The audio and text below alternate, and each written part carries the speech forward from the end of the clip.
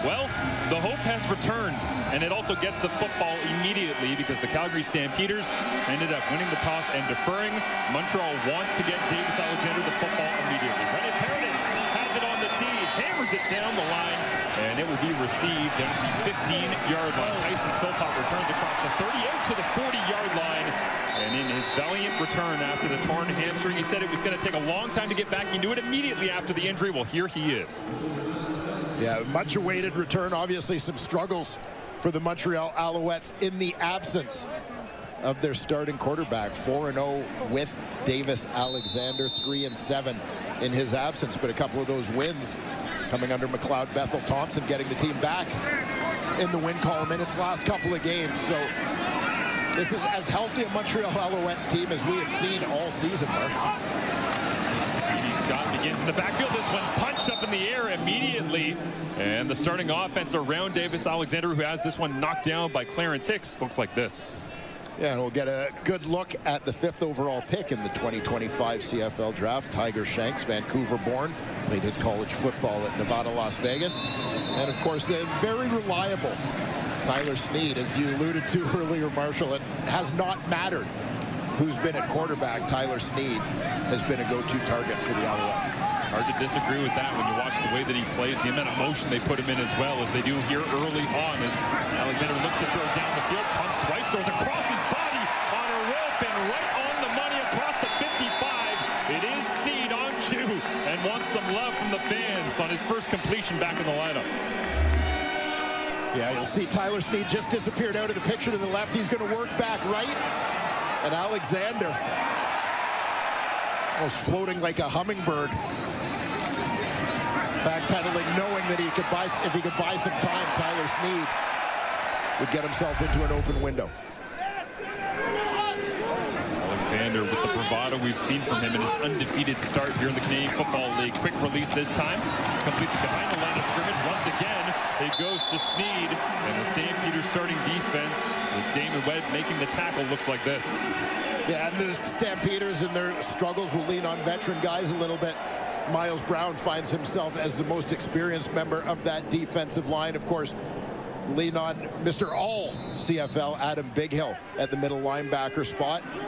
Looking to round into form here as he continues his comeback. And, of course, Damon Webb has been terrific in terms of leading that secondary all season. Webb with 2 interceptions on the season, 55 tackles as well. That's second on the team behind only Jacob Roberts. As Davis Alexander, the start of his career, it has been something to behold, and we've been around for much of it and seen it live in person, and it's not one of those fraudulent records where he cheated his way through this one, he snuck his way through he's earned a lot of these. Yeah, Davis Alexander has been very good. Obviously last season he proved himself ready to become a starter in the Canadian Football League. Thus Cody Fajardo was on the move to Edmonton in the offseason. Alexander validated that in the first month of this Canadian Football League season. Out 8 games so far this season. And they're happy to have him back as he rolls to his right, pumps, and now he's one-on-one trying to get to the edge. And shuts it down with a first down. Damon Webb right there in his face, but doesn't get a hand on him as they lose contain once again on Alexander. This was one of those moments, considering how he initially injured his leg, where you're kind of watching Davis Alexander turn on the jets, heading for the sideline, seeing how much he's going to test that out. Is that him being smart, or is that him, trying to feel it out, right? Yeah, picking his spots, I think, a little bit. Started this season, we saw him run down that same right sideline and blow somebody up, so a little bit of a different attack here early on in the game in his return, as Stevie's got the third, gets stacked up and thrown down on first down. But Davis Alexander and his injuries throughout this season, obviously this is not what they wanted through the start of the campaign, is immediately in that game against Edmonton, you could tell he was just off, rolling out. And then in the game winner against the Toronto Argonauts, who Montreal has their success against last week, you knew this one was not going to be short-term either. Yeah, anxious to get back. Maybe made his return a little bit too soon the first time around, but the Alouettes playing things safe with their starting quarterback this time around. 2nd and 11 for number 10. He looks over the top into the end zone. Nobody home as he was firing deep, and the first possession for Alexander will end with a field goal attempt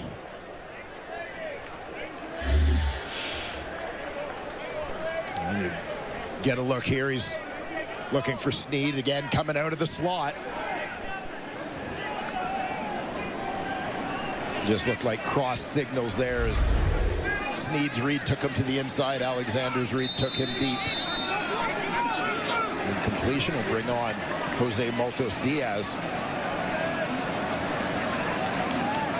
This kick will come from 39 yards away. Maltos Diaz, plenty of leg as we've seen all season, but this one goes wide. And Eric Brooks, the top-rated returner according to Pro Football Focus last week, dances around in the end zone, and Isaac Adeyemi-Berglund will be kind enough to escort him out of the back of the end zone as Maltos Diaz with the rare miss. Vernon Adams Jr. smacked around himself last week. Some question as to whether or not he would be in the lineup here on the road, but VA is ready to rock and try to atone for his interceptions in Week 16. Vernon Adams Jr. for the Calgary Stampeders. Earlier this season against Montreal, got absolutely smashed, wedged in between the two best linebackers on this roster, arguably, in Darnell Sankey and Tyrese Beverette. And last week, took a smack of his own. Man, it reminds you just how physical a game it is, as Dedrick Mills, his running back, had to calm him down, stand him up, but he is here in the lineup tonight. 8-4 on the season, as you see, and hasn't thrown the football a ton, Dwayne, but when he's had his opportunities, he's been effective. Yeah, I mean, it has been typical Vernon Adams.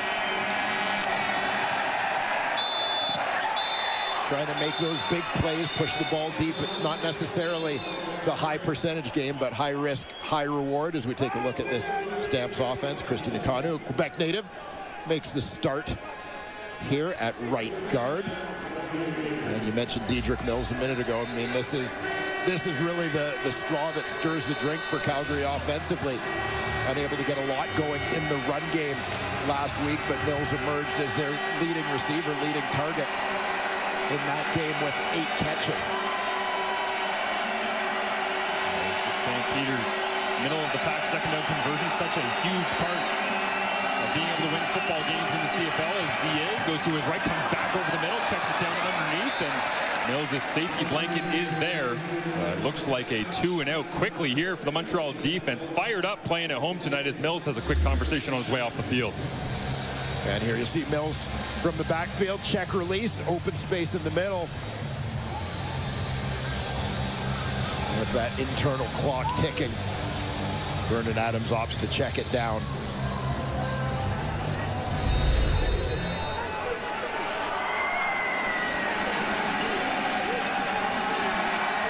Tyson Philpott stands back by himself. You wonder with James Fletcher Jr. out, whether they'd implement any kind of rotation at returner tonight for the Alouettes.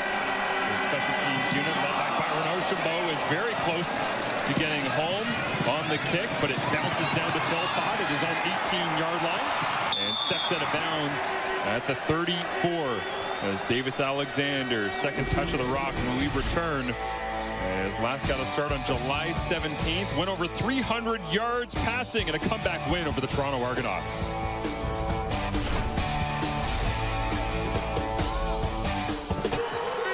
Davis Alexander, thankful to be back in the lineup here for the Montreal Alouettes. He's been waiting for it for a while, and it turns out so were his teammates. Kenzie Lalonde has more. Yes, imitation is the greatest form of flattery. Davis Alexander has his signature warm-up look. It's a white tank top, so as a welcome back gift, his teammates decided to also wear a white tank top. Now, it sounds like Davis knew some of the guys were going to wear a shirt. I don't think he expected about a dozen players to be matching him. Davis saying this week he's thrilled to be back, felt he grew as a leader off the field. After the Alouettes lost to the Tiger Cats, their 5th straight loss, Davis Alexander went into the locker room, gave a passionate, long speech, just reminding them about their identity.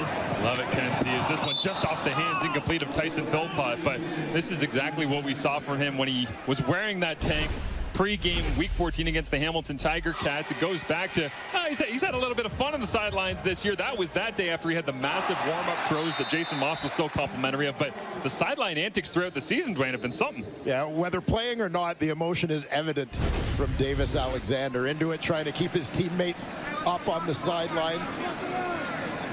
Chatting a little bit with opponents along the way as well. But the Owls like him much better where he is now. Alexander looks to throw against a 3-man rush into coverage and drops it into the bucket.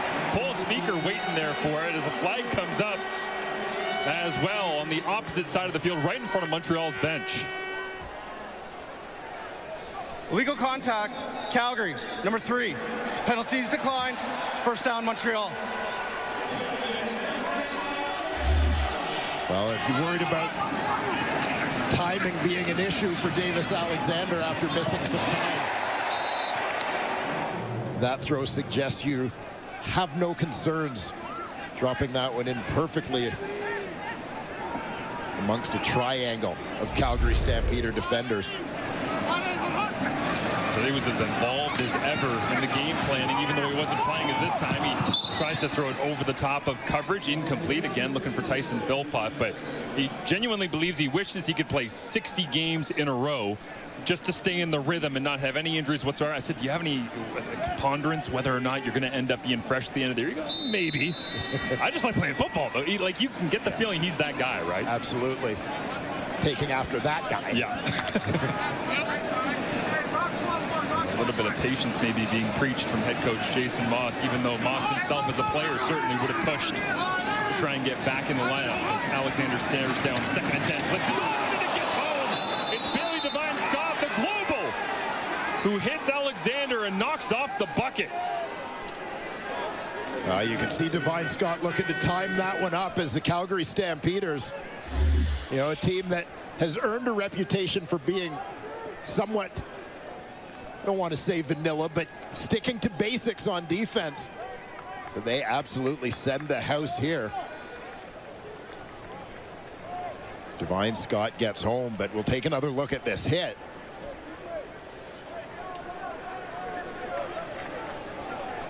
As with Alexander ducking to try and avoid that, it looked like the Calgary linebacker caught him in the helmet. Oh, Dave Dickinson not happy. Speaking to the officials, and are they looking at this right now? After automatic review by the replay center, we have roughing the passer, Calgary, number 21. 15-yard penalty, automatic first down. And you always have to bear in mind, in terms of interpreting these calls, the officials are not trying to judge whether there was intent there or not, only the end result. So the fact that, you know, Bailey Devine-Scott, quite frankly, probably started off targeting the waist of the quarterback. The quarterback's ducking to try and get under the hit, protect himself. It ends up being a helmet-on-helmet shot. You know, I mean, it's the right call, whether it's intentional or not. We talk about this all the time with face masks. Doesn't often happen on purpose, but it is what it is. Well, a man who's taken many a hit that looked just like that is wanting one back, as Dave Dickinson watches on, displeased obviously. But they're saying it would have been spearing regardless of where he made contact. Leading with the helmet as Austin Mack gets a touch here to the outside as we get another look here at the hit that has extended this drive for the Montreal Alouettes on a gain of 8 now to Mack. And one more look here. You see 21 coming through the left A gap, untouched. And if you watch, Devine-Scott he's turning his body in terms of the interpretation of leading with the helmet. I understand that the helmet, it ends up being that high hit. But his body is turning to get his shoulder into the hit. It just, with a lot of moving pieces, didn't end up that way. Yeah, absolutely. As Alexander with some extra snaps here, floats this one over the top and just sailed away a little bit to Tyler Snead as Adrian Green was on the coverage right there, and looks like it came in a little higher to the right palm of Davis. And you'll see Snead bottom right corner of your screen, and he's going to just take this one, bend it towards the middle. Adrian Green outside leverage initially. Able to close just enough, particularly with the high throw, to ensure that Snead isn't able to pull that one in.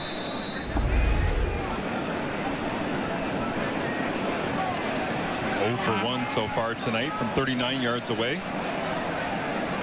Jose Maltos Diaz as this one comes from 44.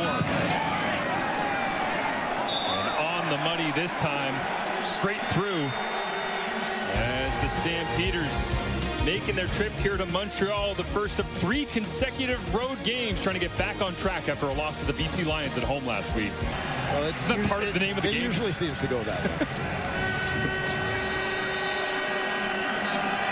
The Calgary Stampeders with possession.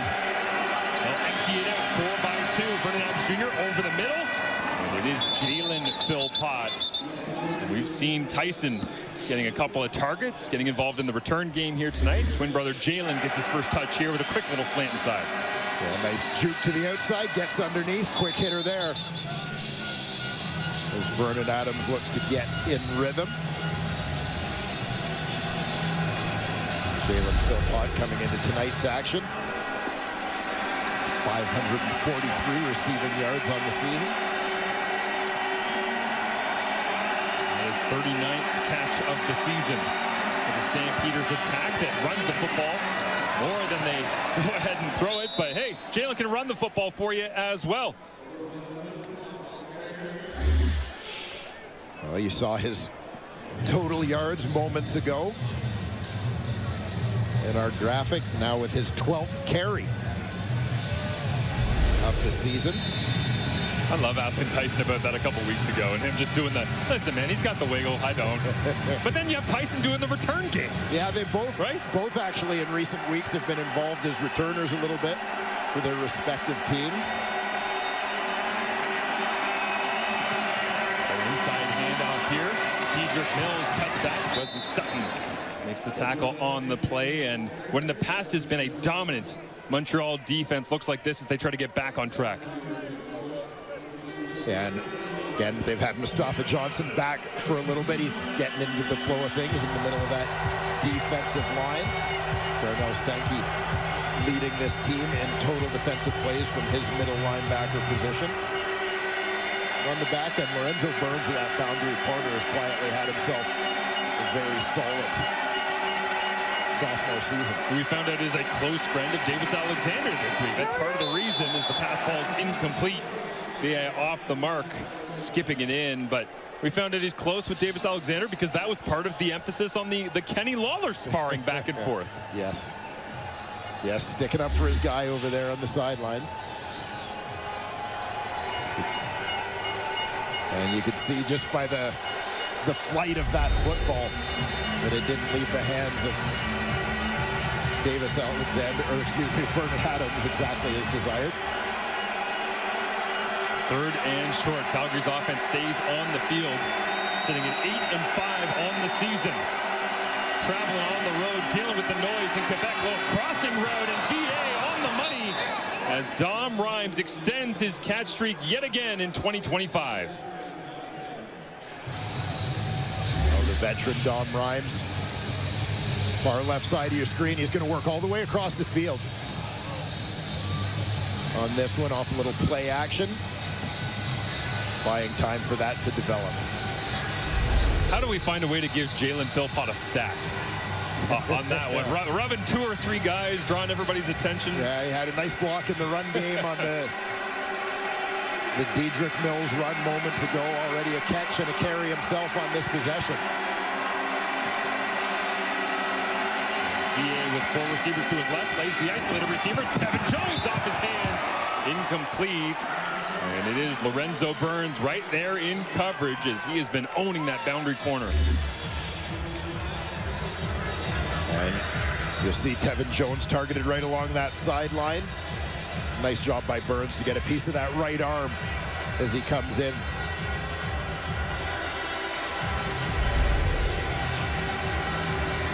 It makes you appreciate situations like that. It's right route, right read, right throw, good positioning. Sometimes the defense is just too good. I was going to say, they're getting paid to play too. Right there, all over it from Burns as now it leaves VA with 2nd and 10. Crossing right once again. Clark Burns takes the grab at the 20, to the 15, the 10, and he's out of bounds inside the 5-yard line as Wesley Sutton right there to escort the Guelph Griffin out of bounds, but a big gainer and another conversion here. Goal to go for the Calgary Stampeders. And you see the Stampeders do a nice job using the width of the field to get the receiver open. Barnes is going to come from the bottom of your screen and work all the way across with flow going the other way.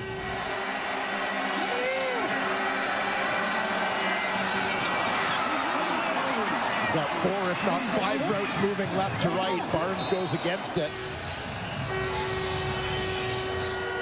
And then plenty of room to roll. Gets that ball in his outside hand as he heads for the sideline, protecting it from that pursuit. Crashing into those sideline boards. After the play, we have a 10-yard misconduct penalty against Calgary, number 15. It's a 10-yard penalty. It'll be first down. Wow, so no flag for a late hit out of bounds, and Dom Rhymes took exception. And the flag goes against him, so backs them up, it's like to the 14-yard line.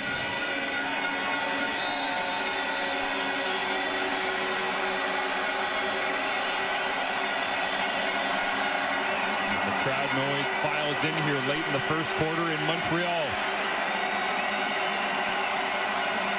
Alouettes 7-7, sitting second in the East Division. Trying to get a stop. It's a corner route, thrown into the end zone in front of Wesley Sutton. And it's Jalen Philpott with the touchdown for Calgary.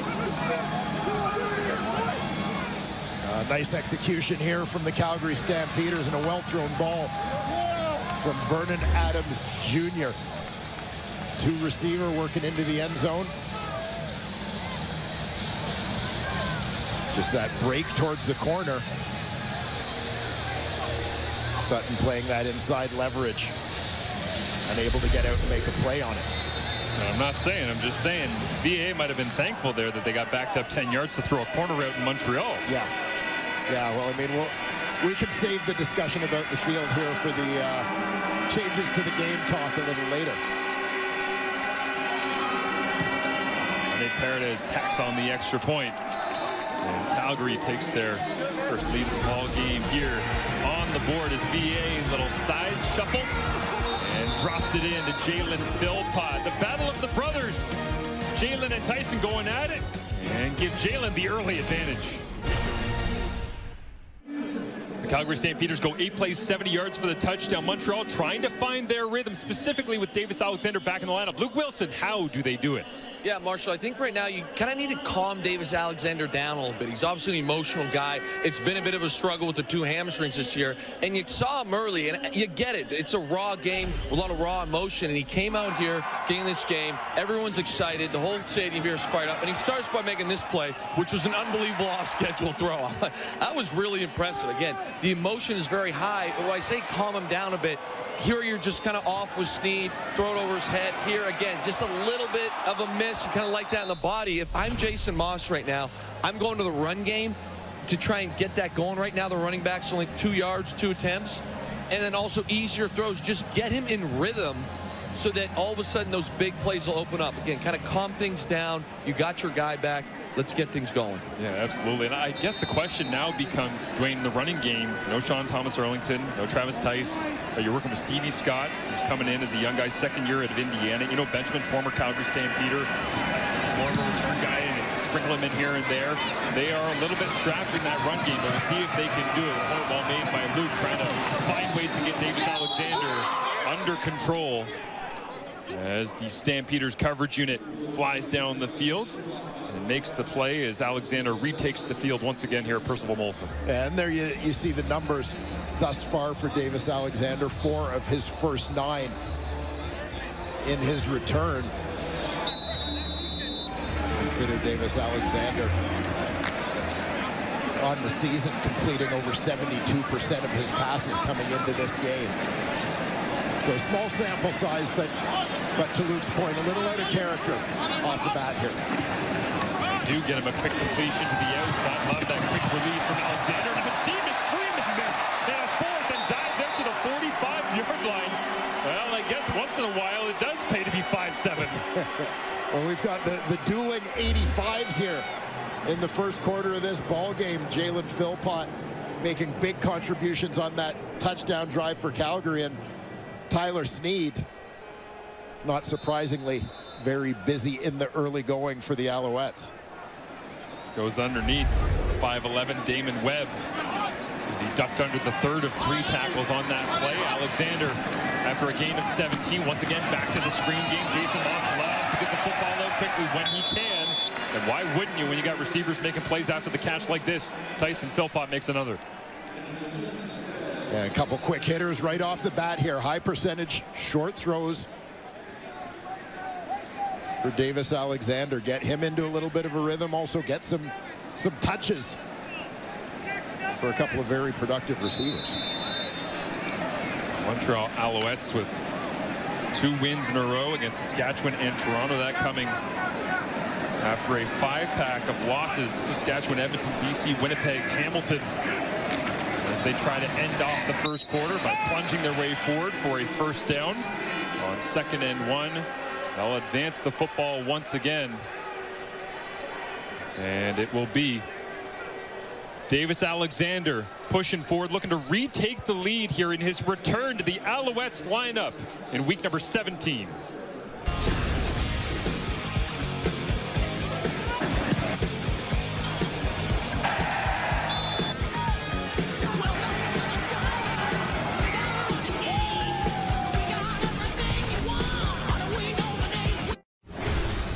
The numbers after 1 quarter of play, 7-4 right now is your score, but really it's all about the return of Davis Alexander, Dwayne Ford, and trying to find a way to get him into a rhythm that Luke Wilson was just talking to us about.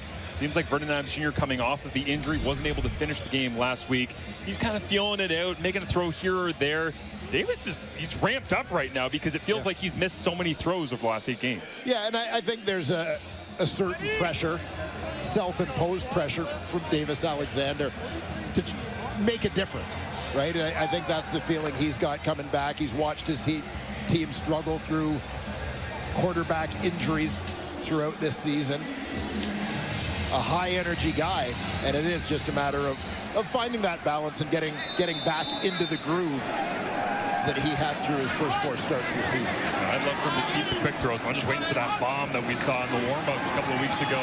You know he's ready for it at any given moment as Stevie Scott III gets a touch in between the tackles here on first down. Montreal's offense winning first down, something they haven't been able to do a ton of outside of really the Saskatchewan game a couple of weeks ago when Tyson Philpott went crazy thanks to McLeod Bethel-Thompson taking over the helm in the backfield. As you saw Stevie Scott on the carry, and you mentioned him moments ago. Scott actually with the only 100-yard rushing game for the Alouettes so far this season. So whoever's at quarterback, they look for that to be a help. Alexander with the play fake. Again, quick release to the outside. Completed. Tyler Sneed once again makes the grab as Jacob Roberts, the leading tackler for the Stampeders defense that has been exceptional throughout the season, is there to wrap him up and throw him down. Here you see Tyler Sneed. They look to clear things out a little bit for him. He's got time with pursuit coming from the box. The linebacker Jacob Roberts, the one who's got to get out there to make a play on him. As Charleston Rambo takes the defender deep. Will Rambo be the one to blow the top off the defense at some point? This time they go flip underneath to Rambo, trying to get around the edge. And what pursuit! Kyle Wilson read it from the very start and met Rambo with the point of attack. One of the veterans they've added along the way, Kyle Wilson, 31, middle of your screen, working to the left. As you said, great recognition, great reaction, and a terrific finish for a team that defensive coordinator Bob Slowick and head coach Dave Dickinson felt hasn't tackled well in the last couple of games. The Stamps giving up a lot of big plays on the ground. Shut it down there. Hold it to a gain of 1 on the flip underneath. Now Alexander, he throws over the top. Rambo dropped it in the bucket for a touchdown. You called it. And flags fly after the play as Alexander celebrates. But you can't take that one away from him. That's exactly what we saw in warm-ups a few weeks ago here at home. Just bomb after bomb after bomb.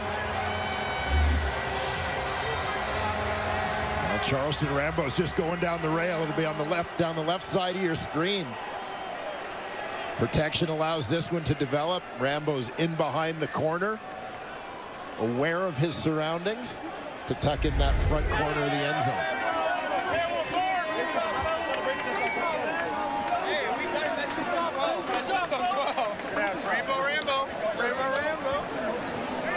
Davis Alexander. At the end of the play, we have offsetting 10-yard misconduct penalties against Montreal number 10 and Calgary number 12. Touchdown is good.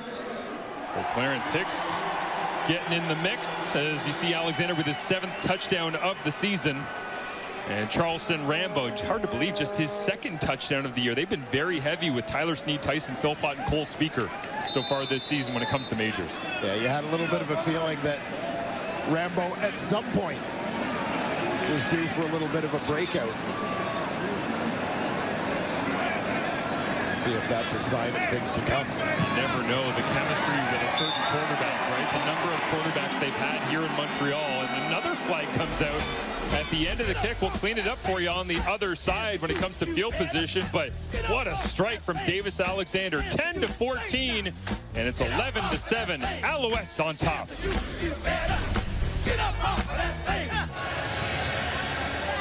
Well, Charleston Rambo, the man of the moment. With the Montreal Alouettes touchdown. The key here is the clean release that he gets.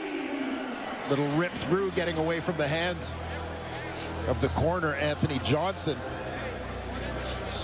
Davis Alexander sees that clean release, knows Rambo's on top of his man, and drops it in there.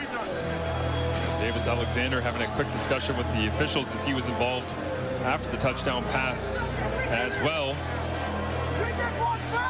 As they will kick off further back for Montreal. They'll spot it at the 20-yard line after a misconduct was called on the extra point against Regis Sibasu of the Alouettes.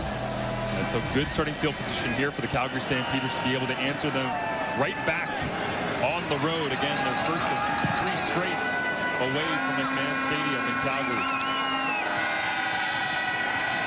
Eric Brooks can't get out to the 35 mark. Antoine Dequoy downfield all over it after they had to absorb the penalty yardage. But we go back and take a look here at the monster shot from Alexander to Rambo. Yeah, and you'll see Clarence Hicks, defensive end for Calgary, on the rush here, has a shot at Davis Alexander. He's going to take that inside rush, looping. Gets a piece of the Alouettes quarterback just as he releases that one. High arcing rainbow throw.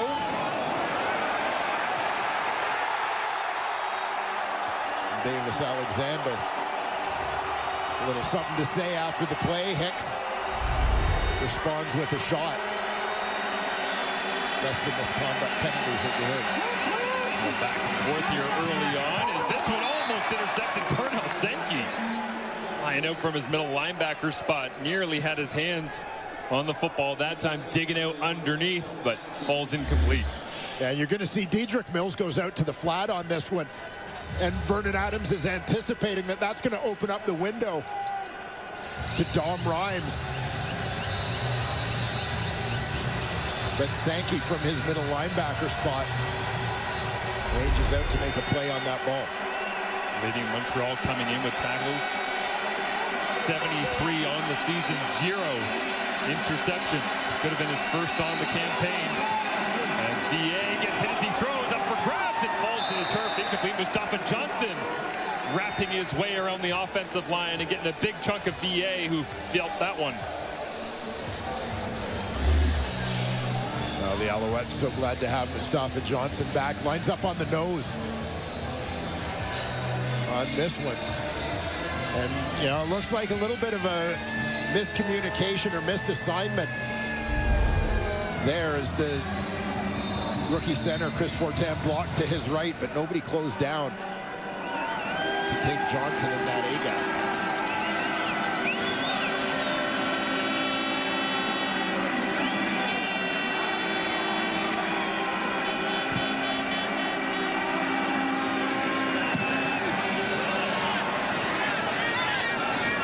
Away, drops down to the 25-yard line here as Tyson Philpott throws the stiff arm and pushed out of bounds. Well, Tyson's involved in the running game right now. Jalen's already had a trip to the end zone for the Calgary Stampeders as the brothers Philpott putting on a show in Montreal in week number 17 of the CFL season.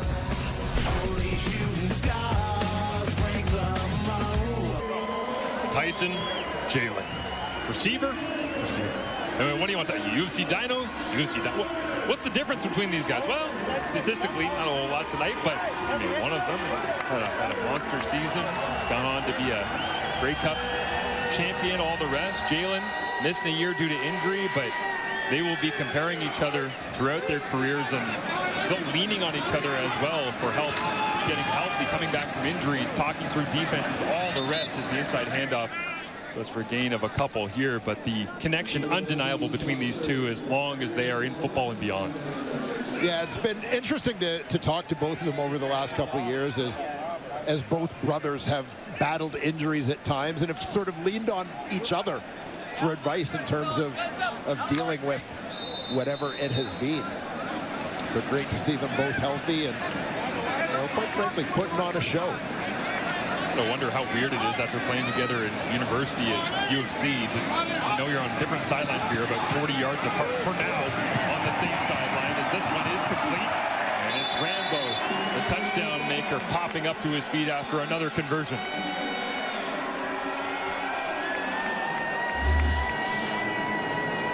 And Charleston Rambo, top of your screen. Maybe finding a little bit of momentum in this ball game. Got Adrian Green backed off, so he's just going to sit it down. Cliche as it sounds, taking what the defense gives him on that one to move the sticks. What Luke Wilson talked about in the first quarter, trying to get Davis Alexander into rhythm. Obviously, with the touchdown pass, he's in that spot, but it's much more than that since as he pumps this time to the flats, looks down the field, and it's Tyson Philpott against Adrian Green. Canadian on Canadian, and just to the outside as Green wins the battle by keeping pace with Tyson. And the throw put in as good a place as it could be, but Adrian Green, who's been terrific at that field corner for Calgary this season. As you said, well positioned. Not a lot of room for Tyson Philpott to make a play on that one. Good on Alexander, keeping it to the outside away from the defender. But at least isn't picked off. Alexander on 2nd and 10. Drops underneath, pulls Speaker. Blockers out in front. He's got the first down and more. Down the left sideline to the 30. Cuts it back to the 20-yard line, and he's tackled inside the 15 finally. It's Onyeka that brings him down.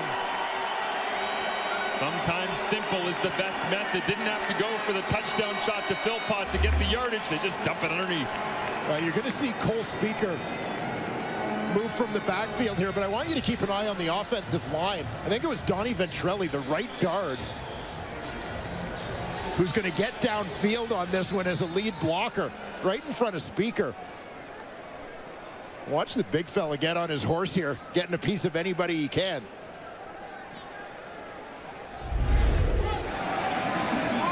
Ventrelli in open space. Now it's Philpott diving for the end zone again, one-on-one against Adrian Green. What a great back and forth they're having on this drive.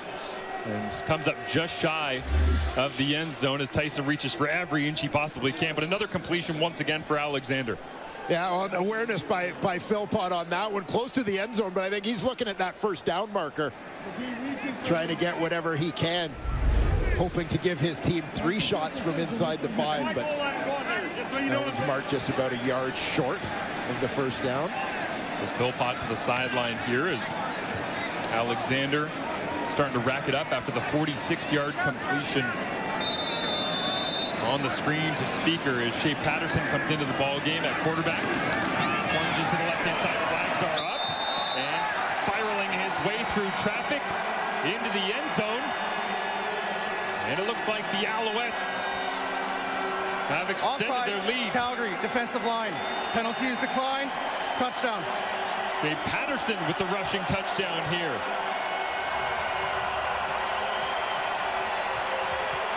Patterson brought in as the Alouettes were battling quarterback injuries. Caleb Evans had held that short yardage role, but Patterson, who has filled those shoes in the past, spent some time here in Montreal previously, number of starts for Saskatchewan last year, but stays on the roster in that role, and you see why. He turns that 2nd and 1 into a Montreal touchdown. Man, did they ever overload the point of attack that time. Just blew the door off the hole that Shea Patterson plunges his way through as Maltos Diaz watches this kick sail through the uprights. And Shea Patterson in his depth role with the Alouettes owning the short yardage package and extending the lead for Montreal. 6 plays, 72 yards in a little over 3.5 minutes as Charleston Rambo, the touchdown maker previously, gets a touch, and then it's underneath the Cole speaker, and the rest is history, Glenn. Well, one of the interesting things to watch in the way that the game has started to unfold here for Montreal offensively has been the involvement of everybody. Quite frankly, putting the ball in the hands of all of the receivers, finding different ways to utilize those weapons. Get the Calgary Stampeders off balance a little bit. I wonder if that's game plan or if that's just a natural part of having Davis Alexander back in the lineup here tonight, as well as the special teams coverage right there, and able to bring down the returner for Calgary as Riley McLeod back in the lineup here. Makes the play that time down the field. And there you see those Montreal Alouette receivers off to a great start here in the first half. After Luke Wilson said they'd like to get Davis Alexander into a bit more of a rhythm. Last 2 drives, 8 of 9, 139 yards and a touchdown as well. And it all kind of started with a bunch of those quick screens, right? It was one to Philpott, it was one to Snead on the other side. And then the playbook started to open up more and more as they went. So what can Vernon Adams Jr. do in response after a rough week against the BC Lions last week? 2 interceptions in the first quarter. And they give him a quick throw underneath. Jalen Philpott breaks the tackle of Wesley Sutton. And he's wrapped up and thrown down after a gain of 7. The Stampeders perhaps taking a page from the Montreal book. Quick hitter trying to get a little convoy set up there in front of Jalen Philpott, but get the ball out of Vernon Adams' hands, let his playmakers make some plays, see if he can find his rhythm here offensively for the red and white. Jalen Philpott certainly seems to be ready for the task here this evening. Friday Night Football is a couple of bodies out in front, and Dedrick Mills trying to get away. And Quincy Vaughn, by the way, listed as a fullback for this game here tonight after playing emergency quarterback, third-string savior last week when both Vernon Adams Jr. and P.J. Walker went down, and Vaughn trying to get out in front and get a block that time. He's still on the roster, but he's listed at a different position here tonight. Well, we have frequently joked with Quincy over the course of this season, the more you can do. He is definitely a guy whose versatility has served him well in his young Canadian Football League career. Taken in the second round primarily for that versatility. Doesn't have a true home, but can use him in so many different ways. As VA takes inside, then the end round, and then gets thrown down. Isaac Adeyemi Berglund makes the play, and the Canadian sack race is on. He got his 9th sack of the season against Toronto last week, and he's tracking down Matthew Betts. Yeah, and keep an eye on Adeyemi Berglund here, the former Calgary Stampeder first-round pick. Going to take the long way around, but it takes him right to where VA is sliding.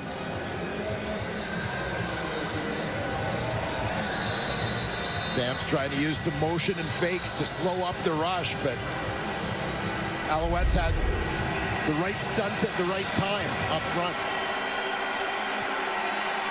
No doubt. Long developing play, and as you say, Dwayne had to go all the way 2 or 3 bodies in order to get there. It matched up and now forced into a screen just to try and salvage some yardage on the Stampeders. And they'll get out to the 46, 47-yard line here, and Darnell Sankey making the play with 4.5 minutes remaining in this first half. Montreal leading by 11 and about to get the football back as well.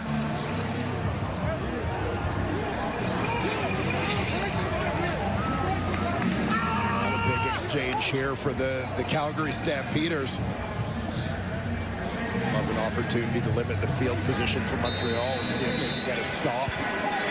Get themselves some more points before this first half kicks down. Give Tyson Philpott a break on this kick as Tyler Snead goes back, maybe trying to keep Philpott fresh for the end of this first half. See if they can get some more explosive plays to number 6 in red, white, and blue, but Snead will return it. The 28-yard line is, oh, it's all in the family. Of course it is between these two. Dwayne, you know the background better than anybody when it comes to this stuff, but what a great image to be able to have Corey Philpott and his 2 sons together, and what a career he had.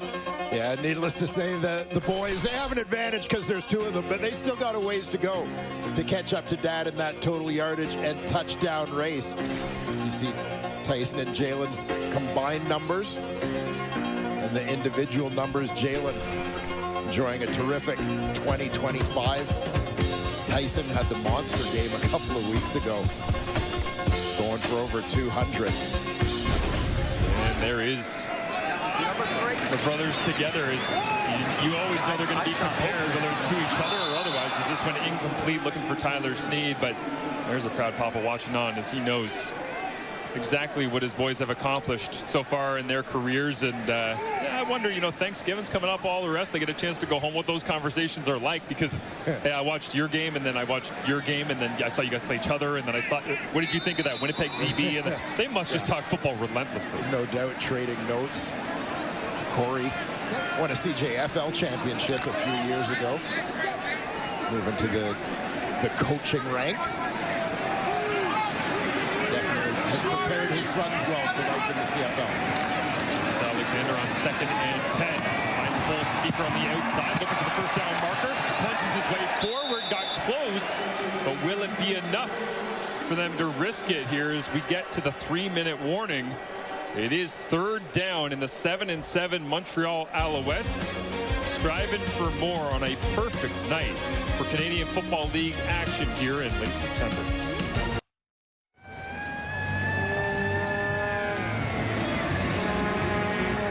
Don't poke the barricade. I mean, I'm all in for 4 analysts.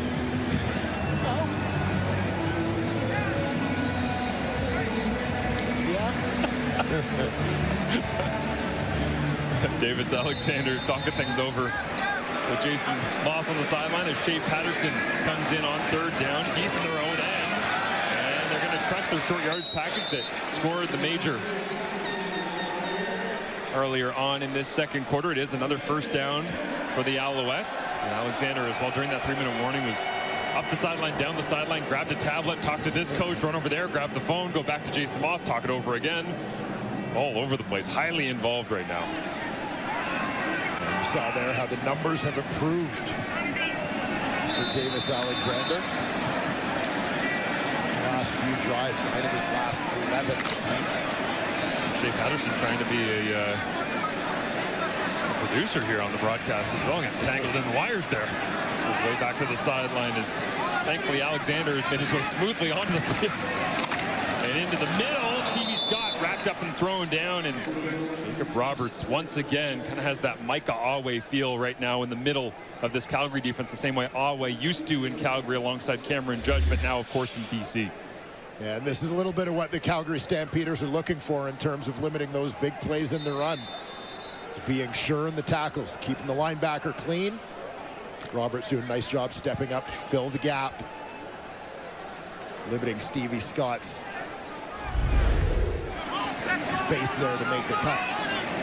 Scott seems like a small guy, but 6'1", 218. He brings some thunder, is also getting rocked as Davis Alexander. The ball's loose, and they will whistle it dead.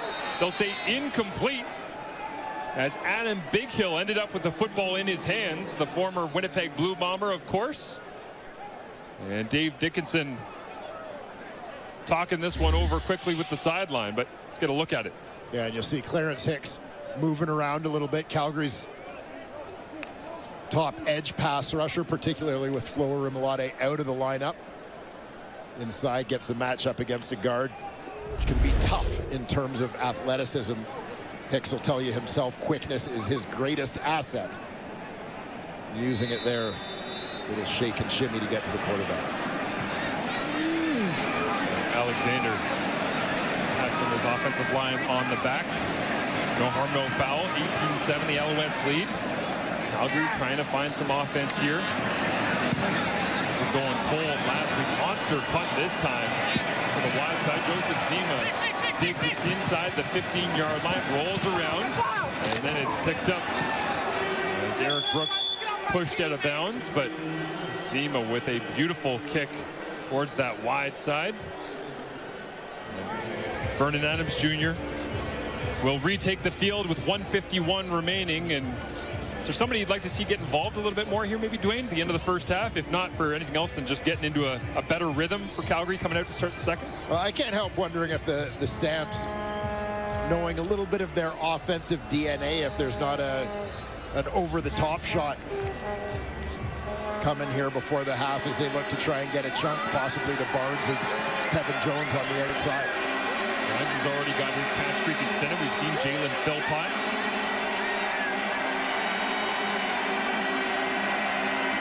Big play in PA will give a pump and look over the top on Hugh, and just off the mark across the 55, looking for Tevin Jones. And Dave Dickinson wanted that when he was staring it down from right where the football landed.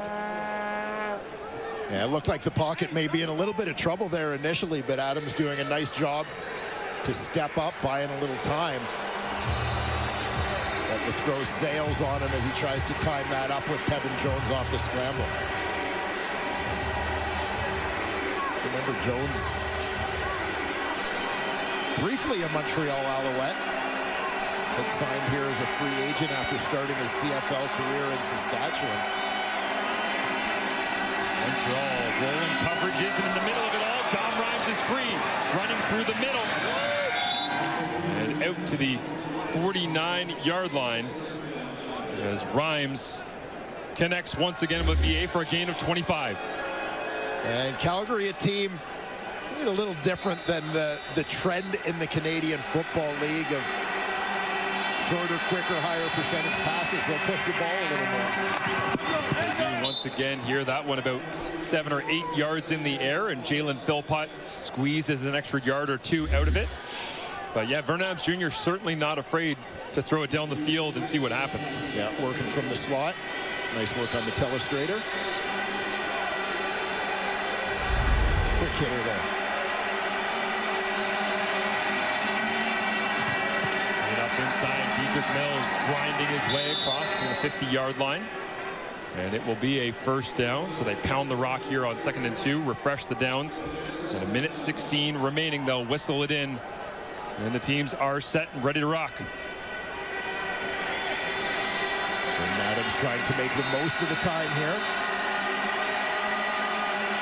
It's a 5-man rush. VA outside to Tevin Jones. Takes the grab. Dives forward. It's Tyrese Beverett finally there to clear things up. Gain of 13, another first down. We talk about Dedrick Mills a lot when he has the ball in his hands, but keep an eye on the Calgary running back here and what he does without the football on the blitz pickup.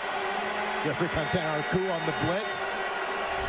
Mills catches him up high, takes him off his feet. We'll have to see Cantin-Arcou getting stood up like that. There's now a handoff to the outside, and it's Mills puts a stiff arm on Marc-Antoine Dequoy, and the physicality in two different facets on full display for Mills. This time he goes 16 yards on the ground. Yeah, Mills showing a little bit of his speed here as well, getting around the corner. Just moving the Alouette DB out of his way. Down to the Montreal 21-yard line. We roll inside, 1 minute remaining in the first half. Calgary trailing, looking for something. VA pumps, gets outside, now he uses legs, gets 2 blocks, reaches the edge, no flags down! Vernon Adams Jr. dances his way through the Montreal secondary.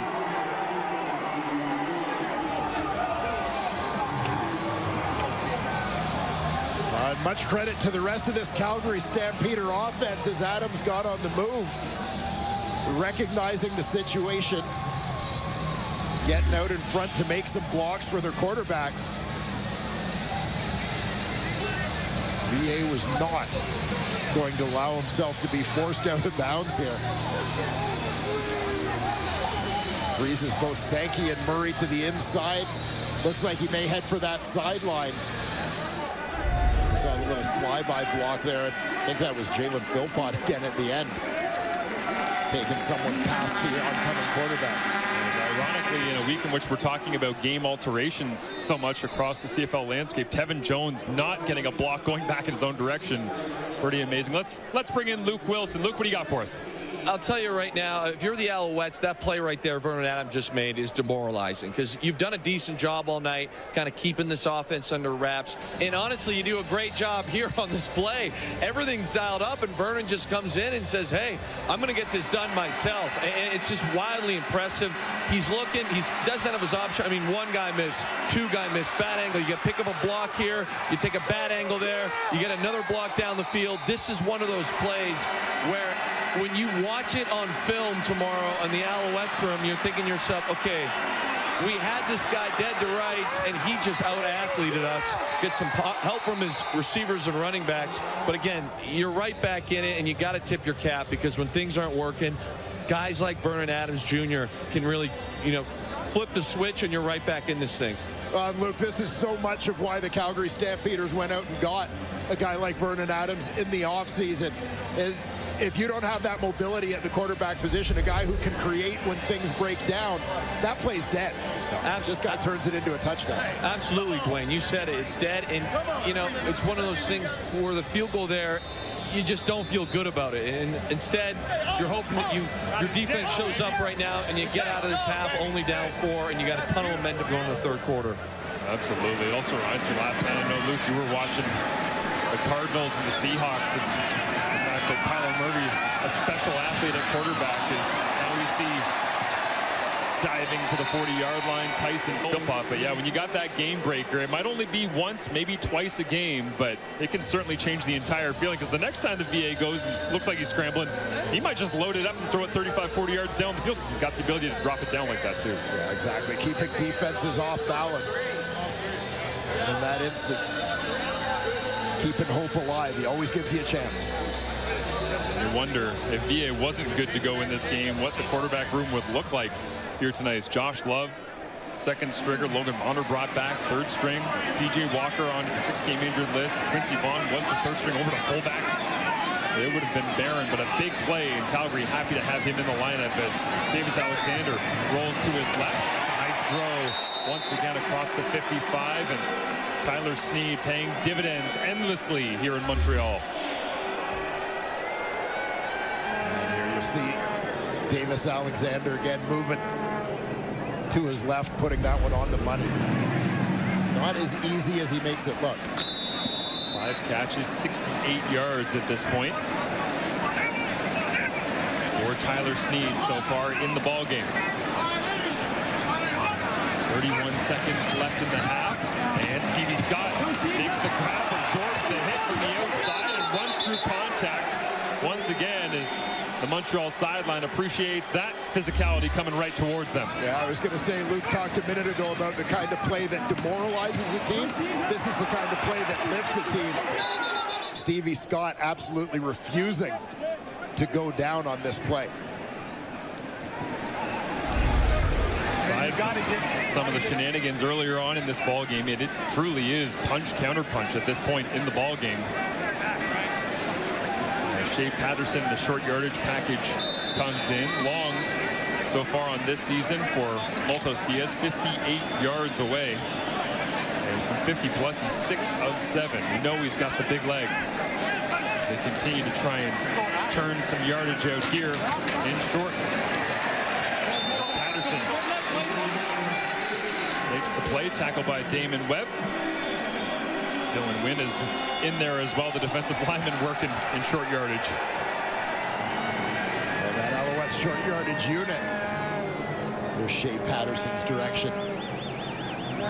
Looking pretty good. Dylan Wynn always happy just to have an opportunity to go and hit somebody. As now over the middle, Alexander into a tight window, and Tyler Sneed makes another catch, wrapped up in between coverage. Kyle Wilson right there on him, but Alexander in rhythm, on target here with 11 seconds remaining. And what's the call now? I mean, this is a terrific response drive for the Alouettes, coming off a late score for Calgary. Time's ticking here. Whistle it in. Alexander goes left, comes back right, throws it up for grabs. Rambo one-on-one outside, and I don't think Johnson Jr. got the foot down inbounds. And with 1 second remaining, they barely got away with this one. Yeah, Alexander taking that end zone shot. Good position by Anthony Johnson.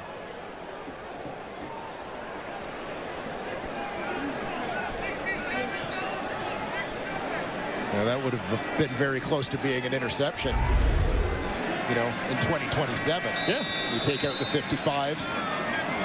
You got room that you don't have to cut off the corner of the end zone. Just saying. Walters Diaz getting an attempt here from 36 yards away. He's 30 of 32 on the year, coming in inside 40. Low snap, and Zima got it down, but the kick is no good. Eric Brooks gets a chance to touch it on the missed field goal return. As he breaks across the thigh, gets it out of the end zone. A great heads-up play by Brooks to avoid giving up that extra point on the last play of the half, where field position doesn't matter. And their game has been good enough this year for an 8-5 record thus far. As a short kickoff here, drops it out, won't go to Eric Brooks, as it is returned across the 40, and now to the outside, a couple of stiff arms, and little turn of the head from Dwayne Ford, seeing the big man. Is that Daniel Joseph going for a little jaunt? Yeah, Daniel Joseph was bound and determined to return that one, back it up to go get the ball. Vernon Adams, some ups and downs in the first half of that football game, but finishing strong. With Don Rhymes, Jalen Philpott highly involved through the opening 30 minutes. And Vernon going electric on us with a touchdown run late in that second quarter. VA looking to throw to open things up. Double man pressure is on. It's Sankey and Adeyemi Berglund. And the front of the Alouettes begins the second half in the best way possible for coordinator Noel Thorpe. Yeah, not giving Adams a chance this time to create when things start to break down. Offensive line moving to its right. And that leaves one of the league's most dangerous pass rushers a free pursuit lane off that backside. Now, Isaac Adeyemi Berglund takes over. A one-sack advantage on Matthew Betts, a specialist in the art of quarterback takedowns himself. As Vernon Adams Jr. rolls to his right, no receivers available. And Dedrick Mills does the best he can to try and protect his quarterback. Taking an unnecessary hit along that sideline, but short of the first down marker are the Stampeders. Yeah, Adams getting as much as he could there, but clearly not enough for the first down from their own side of midfield to bring out the punt team. VA so dangerous when he escapes the pocket. It was interesting last week going into the BC game that Dave Dickinson said, I actually want to lean on his athleticism more. I want him to get outside of the pocket. I want him to freewheel. Because so much of his career, including his time in Montreal, VA has been told, stop running around so much. Stop doing all those crazy things. But if it's what makes it special, you got to do it. That time doesn't work out as Tyler Sneed drops down here after a short return. Davis Alexander comes out after a flip of field position, a 48-yard punt, and Alexander trying to find his rhythm back in the lineup again. And interesting to hear David Sanchez as well say it's probably a good thing he didn't open up the legs the first time that he went for a jaunt. Yeah, easing into it a little bit, testing things out. Unfortunately, Davis Alexander has plenty of very capable weapons around him. He doesn't need to do a lot of the running. Distributing that ball to his receiving core and letting those guys go to work. A lot of quarterbacks talk about being a point guard, just distributing to everybody that's eligible as a receiver. Some guys just do it naturally. It feels like Alexander has been that for the Alouettes here tonight.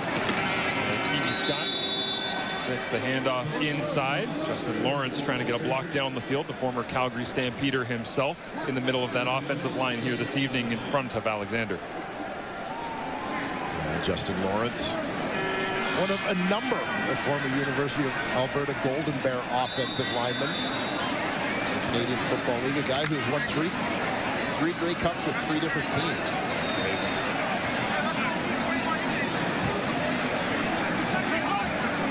Bit of a comfort level as well, working with Alexander at the start of the season together. Is now to the outside. Nice anticipation throw. And Davis Alexander looking through the windows and seeing a clear picture to Tyler Sneed. Want to pick any one receiver with whom Davis Alexander seems to be on the same page, that would certainly be Tyler Sneed. Recently signed a contract extension to stay with these Montreal Alouettes. What did he do to earn that? What is everything? Yeah. Catch every ball that's thrown at you, essentially. To the outside. As the pass is caught by Austin Mack. As Tyler Sneed, you say, signed through 27 and has been an integral part of building this offense out. And obviously there's a deep, rich history of Eastern Carolina University receivers getting high production and high target rates and all the rest, but it just seems like he fits the CFL game from start to finish ever since he's been in the lineup. Yeah, he really does, and it's not just the smallish size that maybe makes him not the NFL prototype, but just a versatile receiver, runs all the routes well, sure-handed. Inside run they go, busting through the line of scrimmage, and Stevie Scott finally met by Damon Webb, the free safety, second leading tackler on the team because of plays like that. This one goes for a gain of 10 and a first down. Keep an eye on the work here of left tackle Nick Callender. And opening things up. Just walls his man, creates a wide lane there on the edge. Pushing Charles Wiley out wide to give a clear read to the running back, Scott. A bit of sense as well. At various points tonight, we've highlighted Lawrence, Ventrelli getting out front, the right guard. Now Callender on the left. The snap comes down to Davis Alexander's ankles, looking over the top, fades away. Did he get enough arm on it to Philpott? Caught it at the 35, and Davis Alexander makes something out of absolutely nothing. Well, we've talked about this aspect of Vernon Adams Jr.'s game. Absolutely a part of what makes Davis Alexander as well. Looks like a broken play. Things are breaking down. You see that non-verbal communication with his receiver Philpott off the scramble. And fading away to buy himself a little bit of time and drifting the ball in to Philpott. Gain of 28 yards on the play. Philpott getting up around 50 yards on the night as Alexander throws it inside, looking off coverage, working the eyes, moving Derek Moncrief and finding Tyson once again. Again, that combination of routes. You're going to see Sneed come across the formation, releasing to the left. He pulls the defender out wide, opens up the window inside for Philpott coming the other way. He is seeing it extremely clearly right now. What can you do if you're the Calgary Stampeders? Try and disrupt his eyes, his feet, his rhythm. Snap comes up, handed off. No, he'll keep it himself. Takes a shot over the top, through the uprights. Incomplete, flag comes down as Philpott was interfered with, and was that Onyeka in coverage, getting the start this week at that boundary halfback spot. We'll take a closer look Pass here. interference, Calgary, number 27. Ball will be placed at the 1 yard line. Automatic first down. Philpott, the lone receiver. Out wide. Onyeka initially you saw playing that with outside leverage, the break to the inside. You see him get a hand on the shoulder, limiting the ability of the receiver to jump here. Just a split second early for Godfrey Onyeka, who's done a nice job filling in at a couple of spots in that secondary. So the 9th overall draft pick receiver draws a penalty on the 10th overall DB as flags come up and into the end zone. Shea Patterson for the second time here tonight after the pass interference flag against Onyeka. Offside, Calgary defensive line. Penalties declined. Touchdown.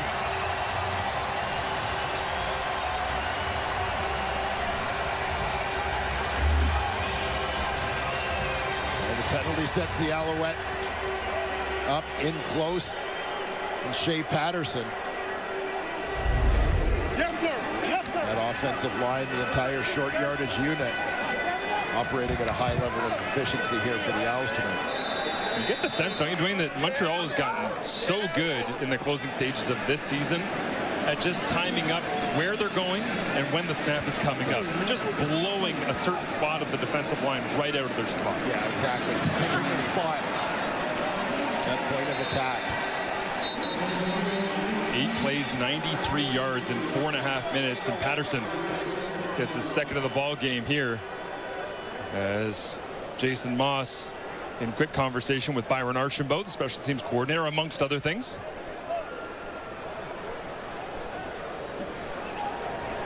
Illegal formation, Calgary.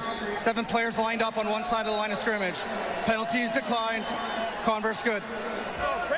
25-14.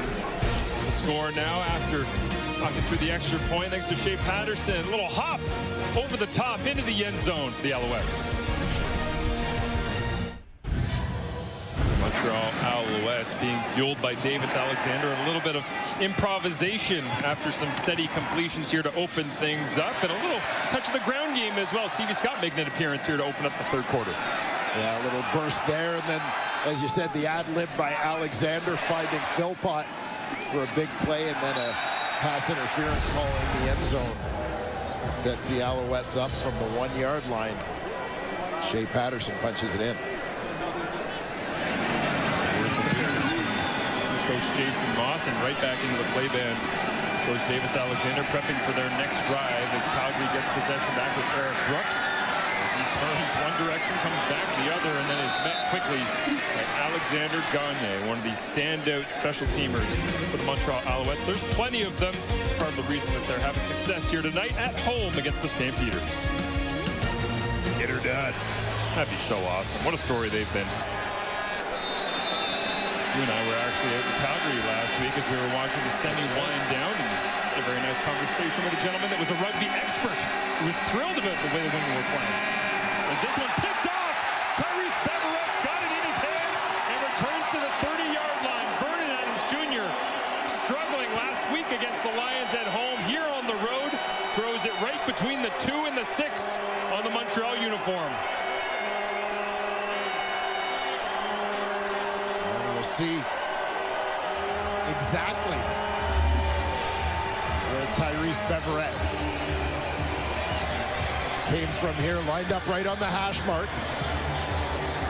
Left, right of your screen, left of Vernon Adams. Perhaps obscured a little bit by the offensive line for Adams as he's looking at a receiver coming across the field on the next level. And crafty Beveret just steps underneath. Perhaps easy to get lost in the wash behind all 6'5", 310 of Zach Williams. So Vernon Adams Jr. will get a clear look at it. And with a 25-14 lead and momentum at their back, it's a flea flicker. A little bit of showmanship here from Jason Moss on the offense. Over the top, looking for Tyson Philpott, who tries to draw the flag. There's no flag down, and immediately Tyson asking. Lobbying to his bench to challenge. No doubt they'll take another look here. You see Philpott. There was a little grab on the back of the jersey there. Tyler Richardson, you'll see it right here.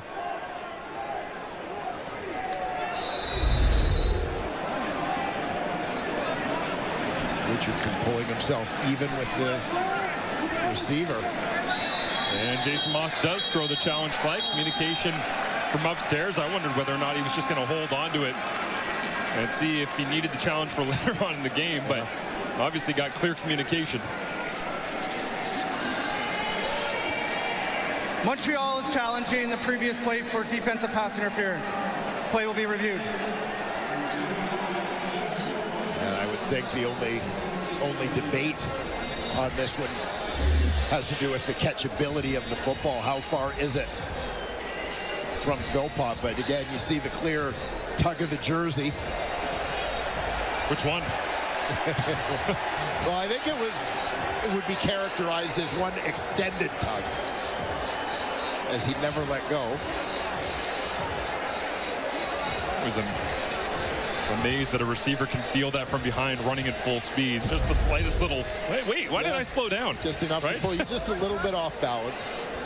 Experts in their own body mechanics, and they feel the slightest little bit from in behind, but that was more than just a little bit, and Tyson's letting them know. Yeah, for sure. You know that too. If it was on me, bro had to hold me to get me, you know? Hey, but 85. Jason Moss career challenge is 42%. As this will be his 99th career challenge as a CFL head coach. Had a feeling that Miles Brown was just realizing there. You look like the guy on my team.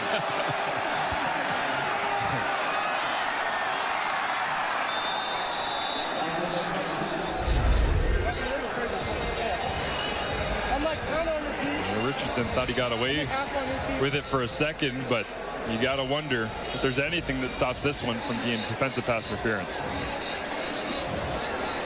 After review by the replay center, pass interference, Calgary, number 35. Ball will be placed at the 1 yard line, first down.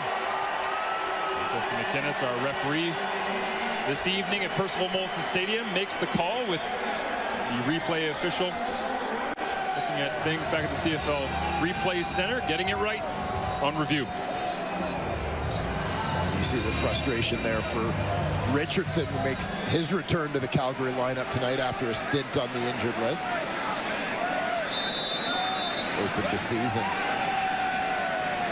as one of the more experienced Calgary defenders. Shea Patterson back in with the short yardage team. Going for the trifecta of short yardage touchdowns. Pushes on the left-hand side, never in doubt.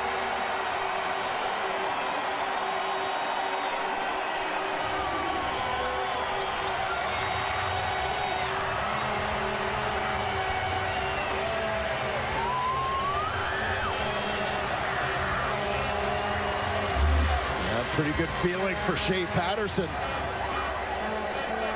Guy who was sitting at home until the Montreal Alouettes. Dave McCall had been in camp with the Winnipeg Blue Bombers this year.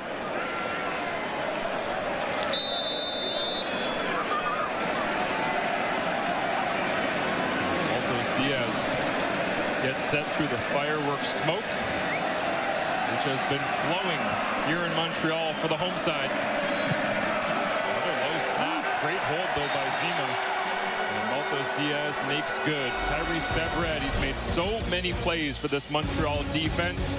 He picks off the former Alouette, Vernon Adams Jr., and it turns into 6 with Shea Patterson punching it in for the 3rd time here tonight. Tyrese Beverett hits the turf once again. Picked up as a guy that had a lot of upside, obviously, after playing special teams, but you look at his career and the way he's been able to just touch on every aspect of this Montreal Alouettes club since he's been here. It's really second to none. I mean, Darnell Sankey's the pure tackle guy. You got some on the back end that are, all about the interceptions. He is one of everything. Yeah, a little bit of everything, and still a terrific special teams player, as you said. That's how he started his career as a Hamilton Tiger Cat. Season emerging as the East Division's most outstanding defensive player. They're one of the best defensive players in the entire league, and he still ends up right at the end of that tackle as they kind of let him be the wandering shark who gets to hunt whenever he sees an opening here on special teams. Just meander your way down, and then if you get a look, go make a play. Why not? Guy with a nose for the football. Right back to his day job, if you want to call it that now, on defense. Moonlighting on special teams, I guess. Never know where you're going to find him in that defensive alignment. Vernon Adams Jr. after the interception will begin by handing it off, and Diedrich Mills driving blue uniforms backwards towards the 50-yard line, as it looks like it'll go for a gain of 7. No surprise to find Beverett. See him communicating with his teammates, but once again getting in on the play himself as he fights off the block. Deontay Demery, the tackle. Not a lot of complicated communication on that one with the mouth guard and just pointing And Dietrich looked like, yeah, he's getting the ball. Let's go. They'll find a way to stop him. They can't here as he crosses midfield, down inside the 40-yard line. And the running game for Calgary comes alive as Dietrich Mills crosses the 1,000-yard mark on a gain of 22. Keep an eye on the work of the receivers. Jalen Philpott and Dom Rhymes getting out in front as the lead blockers playing the role of pulling guards here. Kind of a neat concept when you have lead blockers who can actually run faster than the guy with the rock.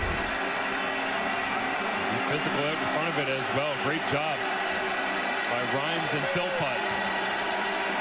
As the first back to go over 1,000. Mills will be the decoy here as they go end around. Tevin Jones takes the play as Tyrese Beverett tries to rip the football out in camp, but there is Dietrich Mills. The impressive season he has put together here in 2025. Yeah, certainly a guy who sees his role grow with this Calgary Stampeder team, and I think just gets stronger and stronger as his career progresses. James Butler, of course, sidelined last week for BC. Mills taking over the lead.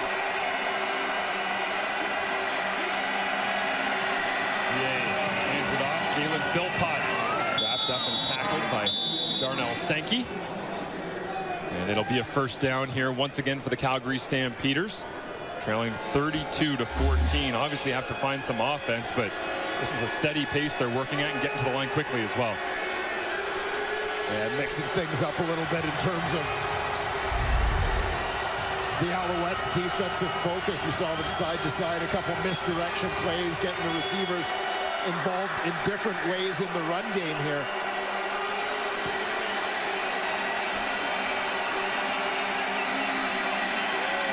Four receivers to the right. Bernie Adams Jr. He looks that direction. Clark Barnes in the end zone and just couldn't hang out. His flags come up in the offensive backfield. Barnes had an opportunity.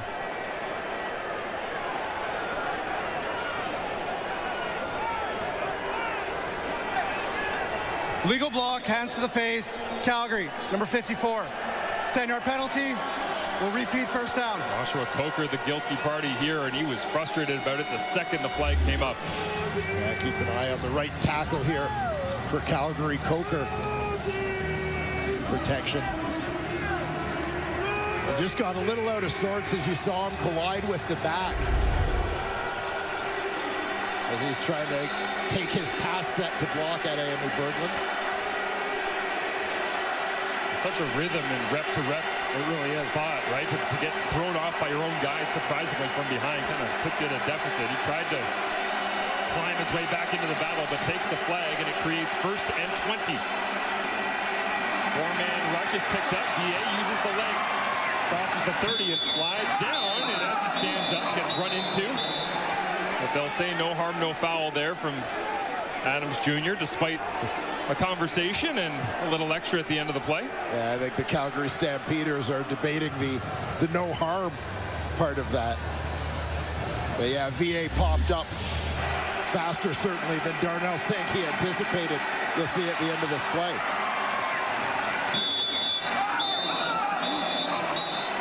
Well, the half-speed follow-through puts you in the wrong spot at the wrong time. Yeah, exactly. Like Sankey is, kind of looking to, anticipating that he's going to step by, and all of a sudden, Adams stood up in his path.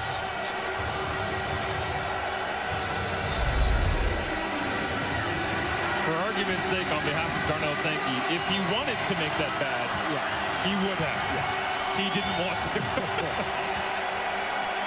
As the crowd noise comes in after the rush of 7 by VA. 2nd and 13.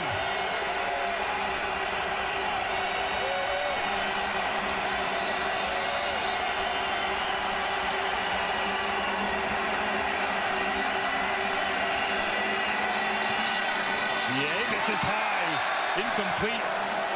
Look in the direction of Clark Barnes once again, but sails that one over the top.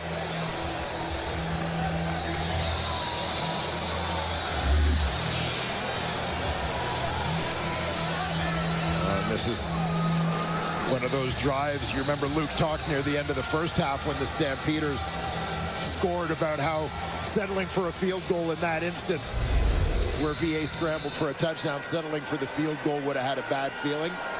You get a little bit of that on this drive, I think, for Calgary. The ageless one, Rene Paredes, 33 yards out. Tacks on the triple. And the Calgary Stampeders crawling their way back in. See if they can do it when we return at the end of the third.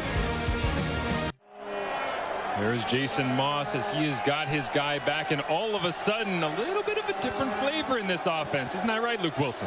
Yeah, Marshall, I'll say this. He might not show it, but the most excited person in this building right now has got to be Jason Moss. I go back to the longer touchdown drive this quarter, and this is how offenses should look.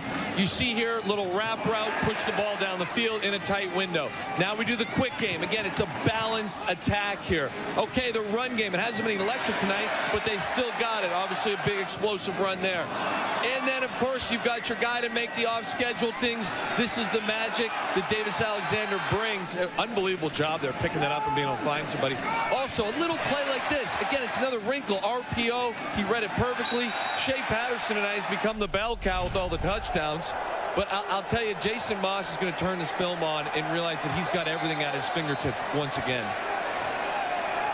What stood out for you most about Davis Alexander's performance so far tonight?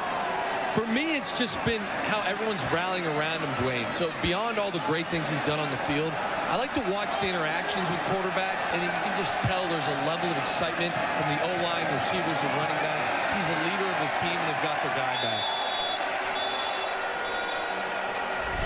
We're going to look at Davis Alexander and some of the excitement for him being back in the lineup here. As Luke told us in the first quarter, little bit of extra juice coming out, but since he's gotten it under wraps, I mean, if he's going to bring this every week, he's going to be exhausted after every single game. Yeah, I mean, Davis Alexander's got to be who he is, right? And that's a guy who's lets his emotions show and lets his team, as Luke alluded to, feed off of that. That was interesting, too, being here pregame and him coming out of the tunnel, the reception he got when he came out of the tunnel tonight.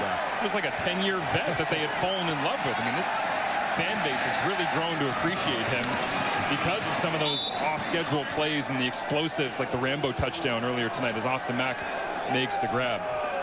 Not hard for the Montreal faithful to recognize the impact that Davis Alexander has on this offense.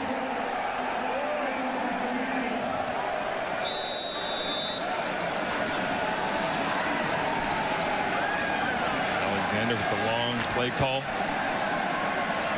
In the huddle, yeah, plenty of 10 jerseys hanging in the stands here on a Friday night. Alexander with an empty backfield, 3-by-3, throws the quick screen, and just a wall of offensive linemen as Cole Speaker tries to tuck in behind and does so successfully. Another version of the screen game, the variety on display here tonight for Jason Moss and his offense. It'll be 3rd down and short. And Shea Patterson's had so much success that they will send out. Looks like the punting unit is Alexander keeping spirits high on the sideline, just like he told us this week that he was after he was actually out doing some social things with teammates and got the message on the MRI results on his hamstring. He said, I might have shaved off a couple of weeks to keep their spirits high. Being a good teammate, so he got a text and said, hey, it might be, actually, you know what? It sounds like it's going to be 4, guys. So I think Montreal elected to punt here with the Calgary offense sputtering. Yeah. Basically, yeah, we're going to make them go 110 yards. They're going to try and close the gap. Zima rolls this one down inside the 15-yard line. And the Montreal Alouettes in control at home as Davis Alexander attempts to keep his perfect mark rolling in 2025. Get up off of that thing! By the replay center. Get up off of that thing! Get up off of that thing! Try to release that pressure! Get up off! Numbers after 3 quarters of play. 32-17. The Alouettes are up. 25 first downs. You see that just 13 in the Calgary Stampeders. Vernon Adams Jr. struggling right now in Truth and Reconciliation across the Canadian Football League here in week number 17. And during the break, you and I are both fighting over this thing. I mean, this is absolutely beautiful. Some of the artwork that's been on display, and of course, the orange uniforms that have been worn in warm-ups going into this one tonight on the fields, and everything that we've been able to see across the league for Truth and Reconciliation, and being able to honor those that have come before, and of course make a promise to those in the future as well about the value of Indigenous communities and everything that the Canadian Football League would love to stand for. Of course, the helmets stand out as well. It's going to be very hard for me not to just want to play with the football for the remainder of the 4th quarter while we're standing up here, Dwayne. But Spoken like the former quarterback that you are. Vernon Adams Jr. trying to get things on track as this hits the turf, and Beverett nearly had his second. Well, Tyrese Beverett demonstrating his range. You see him lined up at his so-called weak side linebacker, playing on the strong side that time. Take another piece of the football. One of the true positionless players, it feels like. Is now the snap high, rolls into the Calgary end zone, and it gets worse for the Stampeders as VA somehow dances away from 3, looks down the field, and makes a completion. Are you kidding me? Dominique Rhymes is out at the 35-yard line, and Vernon Adams Jr. just took an absolute mess, polished it, and it turned into a diamond. Yeah, when life gives you lemons. Vernon Adams, I mean, it's absolute magic. Unbelievable. Tevin Jones now hanging out alongside the sideline, chased down from behind by Darnell Sankey. But another big gain across the 50-yard line of the Alouettes. I have no idea how Vernon Adams Jr. even thought that Dominique Rhymes was in behind coverage along the sideline here. And after dodging a couple defenders, though, you see him get the eyes up, looking to make a play. The scramble rules are one thing, Dwayne, but when there's a defensive back in the exact spot you're attempting to throw a comeback to, unbelievable. Well, remember that one if Calgary storms and comes back on what could have been an absolute disaster. And not just avoiding giving up a safety, but avoiding a potential Montreal defensive touchdown. Adams turns it into a Stampeder first down.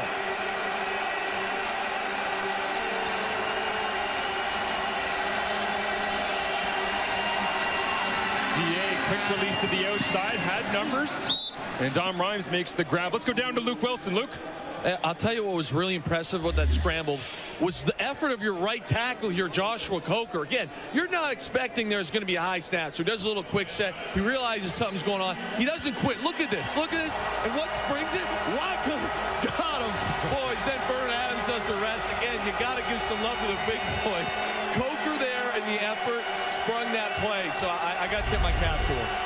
Making Oakman miss as well. I mean, that could have gone backwards in about 6 different ways, and somehow the only way it could have been successful worked out for Calgary. And it's turned into a pretty good drive for the Stampeders, certainly within field goal range. They're not looking for threes at this stage of the game, as you just saw, big Joshua Coker.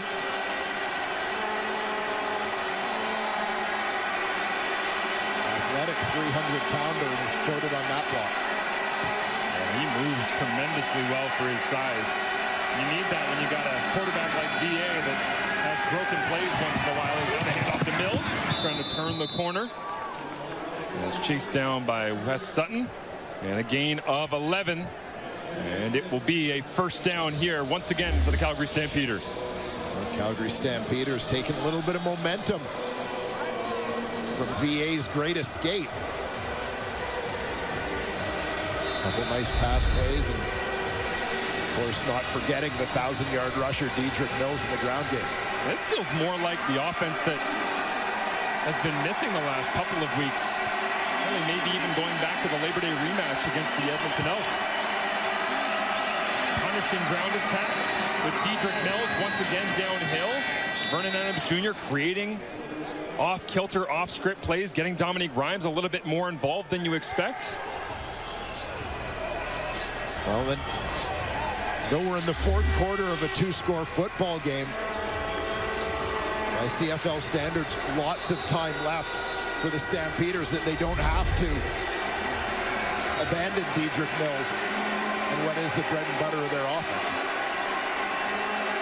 Mills again crossing 1,000 yards rushing, first to do it in the CFL this season earlier on tonight. As VA fakes to him, pumps, thought about going over the top, has tons of time, great work by the offensive line, and then sails it over the head of Tevin Jones, incomplete.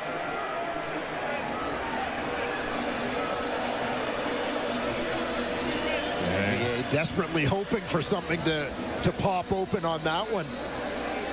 The offensive line did a nice job sustaining their blocks, providing them time. But the Montreal defense had things blanketed. And again, you say plenty of time here, Dwayne. Interesting moment with Dave Dickinson on the sideline as the entire sideline contemplated it for a second, and he kind of emotionally gestured at VA. No, stay out there. Yeah. Let's figure it out on the fly. Jalen Philpott bellies out. Clunky start to the play and might be procedure. And will that change Dickinson's decision making?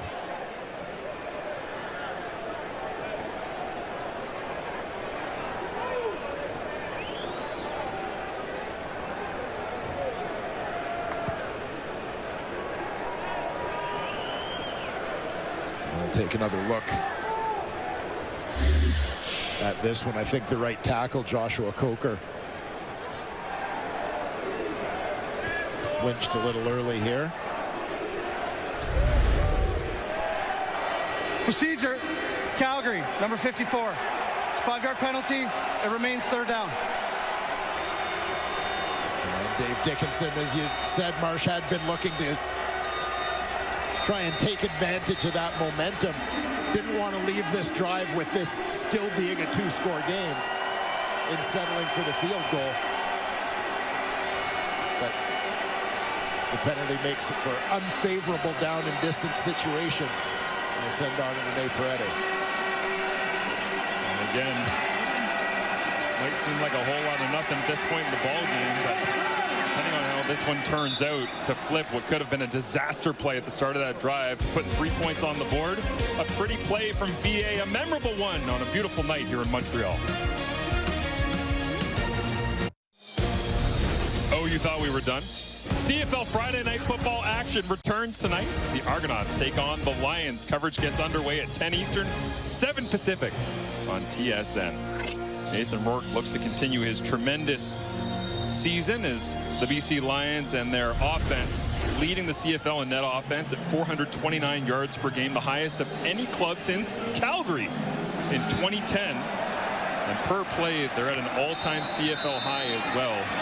As last week, BC ran just 43 plays but had 527 yards of net offense. That's a lot of yards, right? 12 and a half per play against Calgary's defense. Big time showing, and now Tyler Sneed makes the grab, rolls off 2 tackles. Moncrief finally brings him down across the 55, but this offense continues to roll with Davis Alexander at the helm. And we take a look at the playoff picture here in the CFL in 2025. Yes, still a potential crossover situation. And you look at the standings, something of a must-win situation. Have we reached the must-win? I think we're in the. Is it threat level I think midnight? we are in must-win territory. You know what else we're in? We make some changes to the game to make things make some more sense. Let's change the playoff format. Here. Inside, Stevie Scott diving forward. The running game showing its teeth a little bit for the Alouettes as well, mixed in with Davis Alexander to the outside. And this is a place where the Calgary Stampeders have struggled the last couple of outings, allowing close to 200 yards rushing. to the BC Lions last week. Prior to that, the Labor Day rematch against Edmonton. Justin Rankin went for over 200 in that ball game. They need to be able to shut this down. Shea Patterson. He's had quite the night, but Kyle Wilson's had enough of it. The number of times they've gone left side and absolutely dominated. Looks like Calgary's been talking it over on the bench.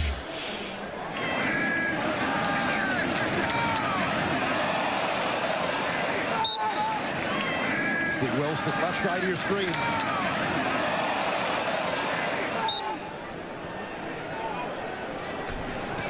Just exploding through the line. The offense stays out. And Wilson will try to answer the bell once again. Patterson remains in. They go left side once again.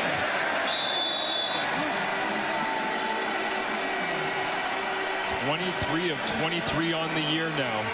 And you see why with the strength they have behind Pierre-Olivier Lestage and the left side of that offensive line. Yeah, perfect record intact. Jacob Roberts came over the top, anticipating the sneak, but Patterson sliding left to pick up the first down. Gives Davis Alexander here midway through the fourth quarter with a 12-point lead. A chance to keep working. Loads up that back foot, rips it to the sideline. As Tyson Philpott makes a grab. Worth noting as well when it comes to rushing, Stevie Scott has 8 attempts on the night. Shea Patterson has just as many. That short yardage package. Rather graceful catch there for Tyson Philpott. The classic long throw, short gain.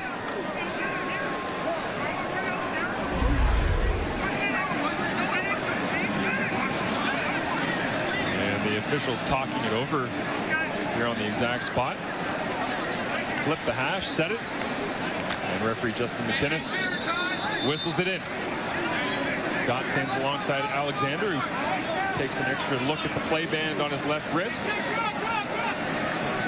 And Calgary, every single member of the defense standing up on second and long. The front four gets after it. The spy was on, and Alexander lives to play another down and flips it away.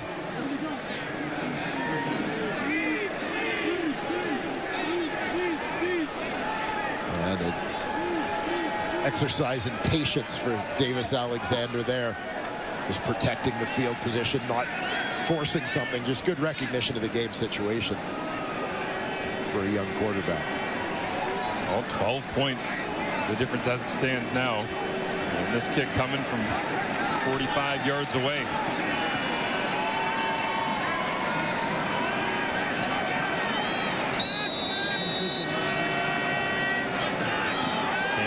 Is Eric Brooks, should the kick be missed. As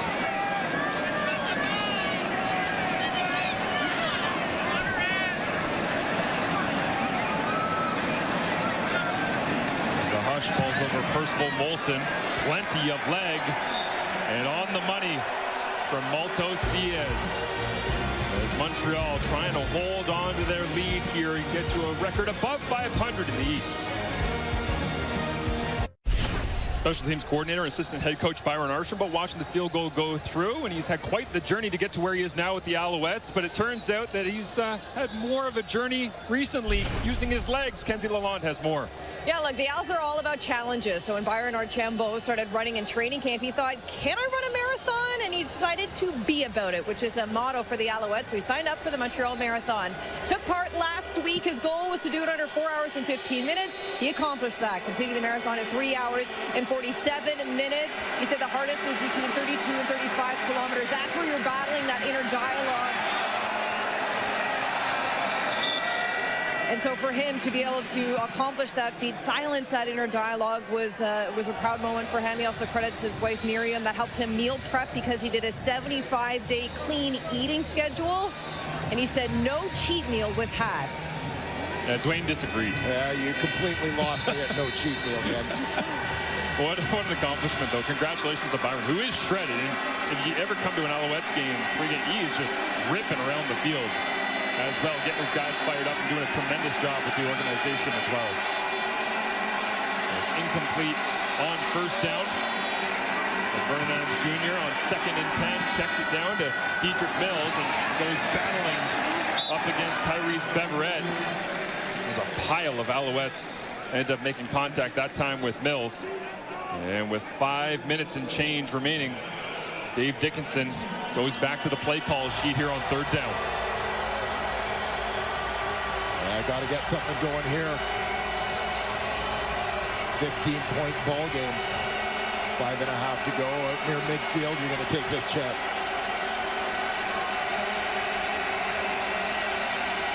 The former Alouette VA, eyes wide open on 3rd down. Looks to the left, escapes pressure, makes a hit miss, loses his helmet, and they'll whistle this play dead.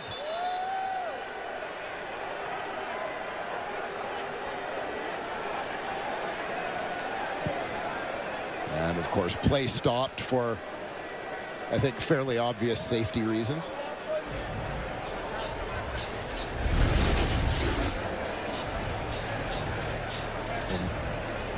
Wall Uguak was the one that made the contact.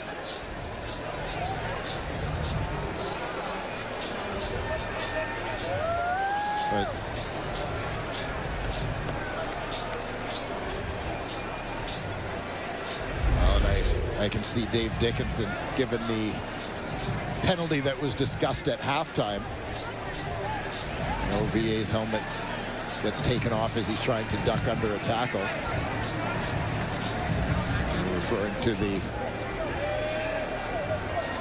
Regardless of how the play ends up being officiated here, what a scheme from Noel Thorpe. Yeah. Right? Rushing, forcing him out, having Uguak the one that loops around, and it's like you never know what you're going to get from that front with all these varied personnel packages.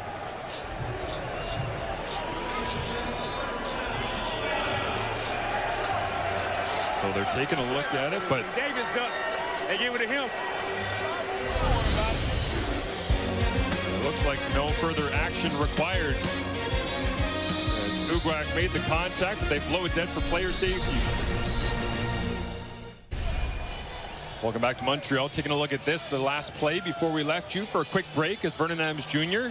forced out of the pocket by Sean Oakman, and contact up high, but different than the potential spear that was discussed at the halftime show coming in on Davis Alexander. So no roughing the passer here as Vernon Adams Jr. just had his bucket pop off of his head.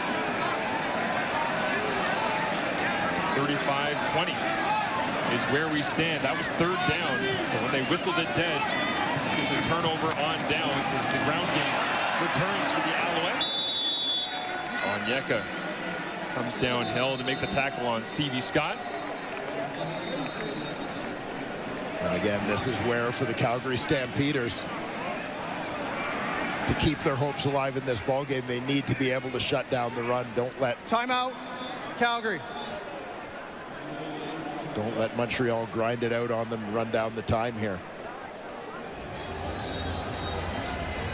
And again, for Scott, not a huge night at this point. 9 carries, 37 yards, but feels as though he has been piecing together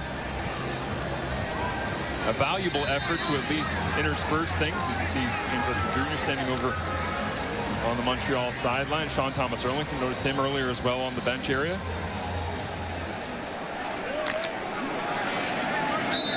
They're deep. They do have a rotation, and Scott filling the role, making plays right now. Up 15 with 4.5 remaining. Alexander, quick turn to the outside. Tyson Philpott across the 20. And on 2nd down, it's a passing conversion. Once again to Philpott. Yeah, Austin Mack working just ahead of him, creating a little bit of space.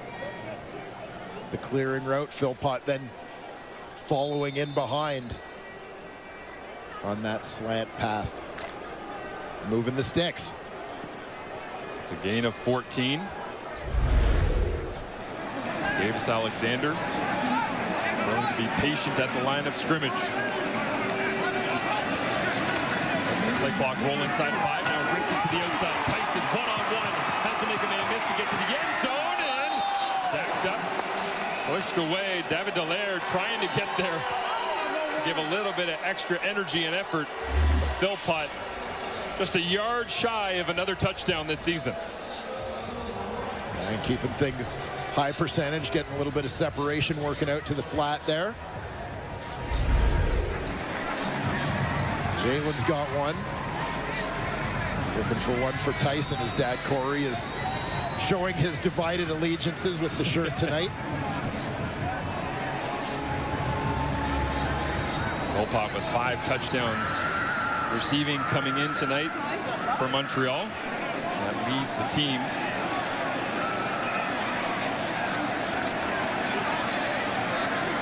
Jalen watches on and waits for his opportunity. Crackback block, Montreal, number 85. It's 15-yard penalty from the original line of scrimmage. We'll repeat first down. Tyler Sneed flagged here.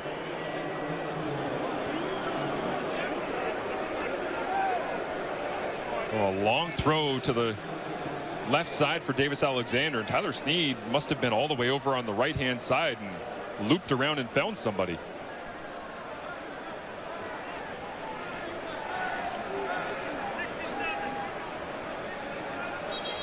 And Jason Moss will call time. Timeout, Montreal.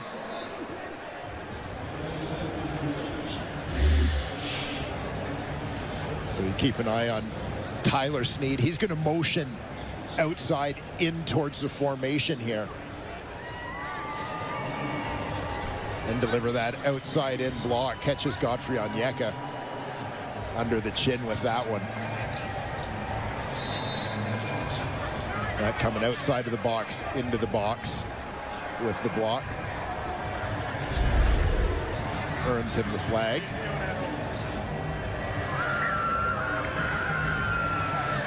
Well, outside in, but first and 25 after they were sitting at the 1. And now minus 32.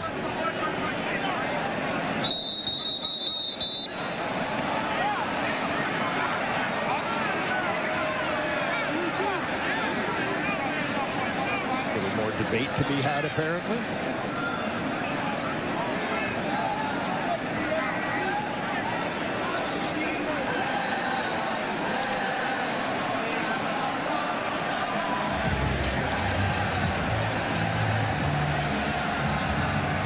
Discussing field position after the penalty is applied.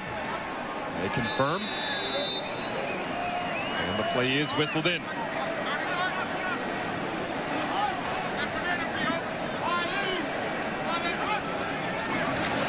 Alexander with the blitz coming, gets this one away quickly. Austin Mack I got nothing. on the receiving end. And will they say catch? Yep, they'll spot it.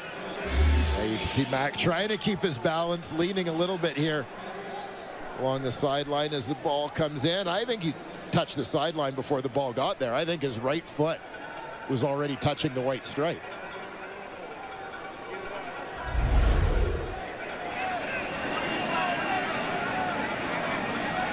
You? Yeah. Yeah? Okay. Just making sure it wasn't just me.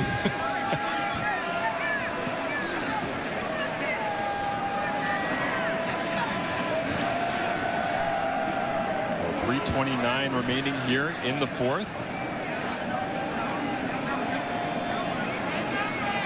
Second down and 20 looms after, for now, a 5-yard catch.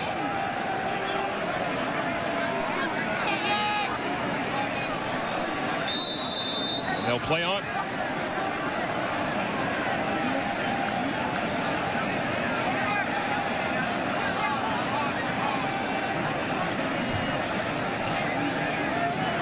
Play clock rolling here. Inside 5 once again for Alexander as he sets the receivers in motion with the waggle. Inside handoff, and Stevie Scott somehow is going to earn nearly all of it back.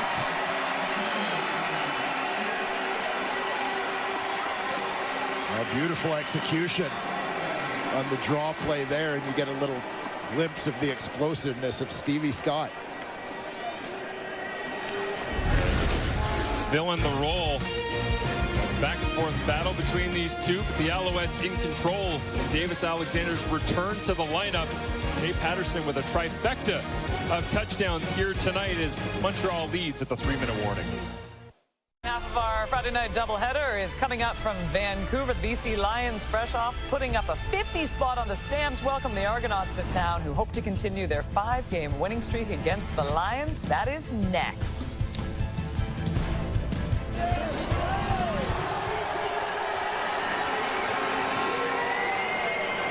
Looking forward to that one as we get set for the back end of the Friday night football doubleheader.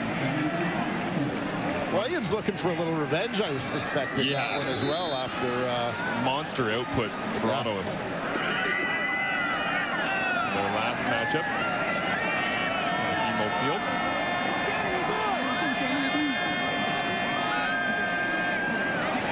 He can't run. Diaz hammers it through. It's time now for Wilson's game ball as we head down to Luke and find out who's caught his eye on this fine Friday.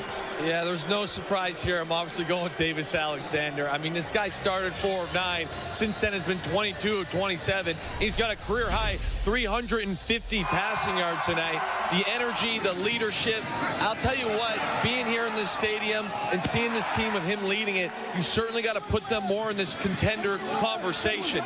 He's been able to do everything. You know, the legs look good. He made a lot of off-schedule plays. He also was able to sit back there and go through his progressions. You just feel like he's in complete control. The poise, the confidence, the swagger, the attitude. Pretty easy game ball for me today. And again, I think this Alouettes team with him leading the helm has got to be put right in that conversation when it comes to Grey Cup contenders. Former Seattle tight end picks a quarterback from Washington State. Eh? No question. No question. You know, you got to show some love to Washington State. And Davis perhaps referencing some of Nathan Rourke's comments from earlier this week when he was asked about it and said, oh, it must be the Canadian in him that made him get so angry about all day. Just held up a towel. They said, I love Canada and the CFL, just in case anybody was wondering. Ready to maintain his perfect streak is the return here out across the 40-yard line. And this is interesting, though, because I was thinking about it earlier this week, the remaining games, what they have left, right? So you're thinking about the Alouettes. Home to Calgary here, notch that one in. Ottawa at Ottawa, bottom feeder right now in the East Division, and at Winnipeg to end the season. By that point, where's Hamilton standing, right? What's happening with the crossover, all the rest? Montreal, if they really start to heat up, if you get healthy at the right time, what ended the Alouettes season last year? It was Toronto in the East Final with a quarterback that came in getting hot late in the end of the season. Could Montreal potentially do that? You have to think there's a chance with Davis Alexander the way he's looked here tonight. For the outside, Clark Barnes complete, but of the teams that could get hot down the stretch, Montreal's certainly on the short list. Yeah, no question about that. When we said it off the top of this game is, I mean, you are seeing here in week 17, probably the healthiest Montreal Alouettes team that we have seen literally all season. Big stretch. When Davis Alexander was out, I mean, they went through periods where they were missing upwards of 6 to 8 starters at various other positions, and we're talking about key guys. Rhymes absorbing a big hit along the sideline there, but I mean, if you get any quality quarterback play with this Montreal defense when they're playing at the height of their powers, there's no doubt they can make a run. Sounds like me just trying to get out of bed in the morning. John Rhymes unfazed by the shot. Inside run. Turn around here. Dylan Wynn. And on Dedrick Mills, who once again adds to his season tally.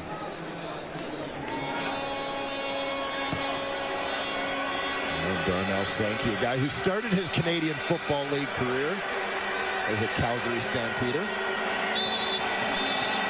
And anywhere and everywhere he's gone, tackles have followed. Before the snap, timeout, Montreal. So the Owls up 18 will talk this one over. Sankey I always wonder, what do you call Tyrese Beverette when you're trying to assign roles to this Noel defense, right? It's like, is Sankey the heart, Beverette's the mind, is Duquois the spirit? Like, what? You got so many different interchangeable parts. What's Jeffrey Canton-Arcou? Yeah, I mean, thrown in there all over the place. I think of it a little bit more like Batman's utility belt. You know what I mean? A whole lot of different weapons, and you just decide how you're going to combine them and use them. I don't want to go you mean debris, but it's kind of 7 different types of smoke getting thrown at all times. Noel Thorpe, you never know which cloud is going to be the one that leads to a sack or an interception. As BA tries to decipher that here, gets it away as he's hit. Over the top, incomplete. Looking for Dom Rhymes, and a flag comes in late at the end of the play. And VA approving of the call down the field. Pass interference, Montreal, number 37. Ball will be placed at the spot of the foul, and an automatic first down. Oh, Wes Sutton flagged for that one. He's the halfback in coverage on the slot, Rhymes.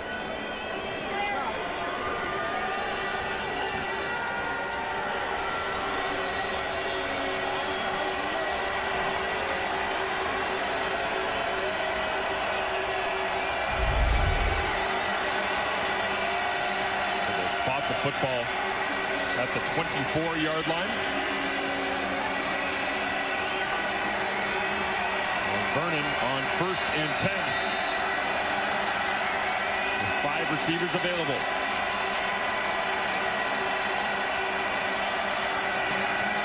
Quick throw. Jalen Philpott inside the 20. No yards after the catch available there. Once again, Beverette.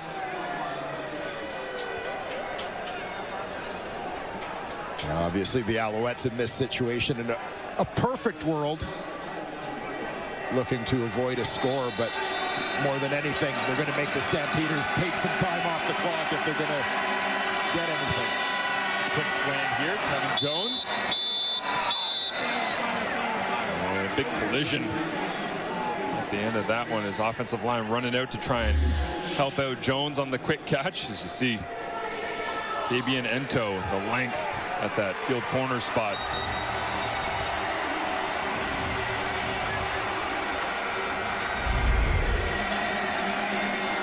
And Mustafa Jansen is down. We need some assistance.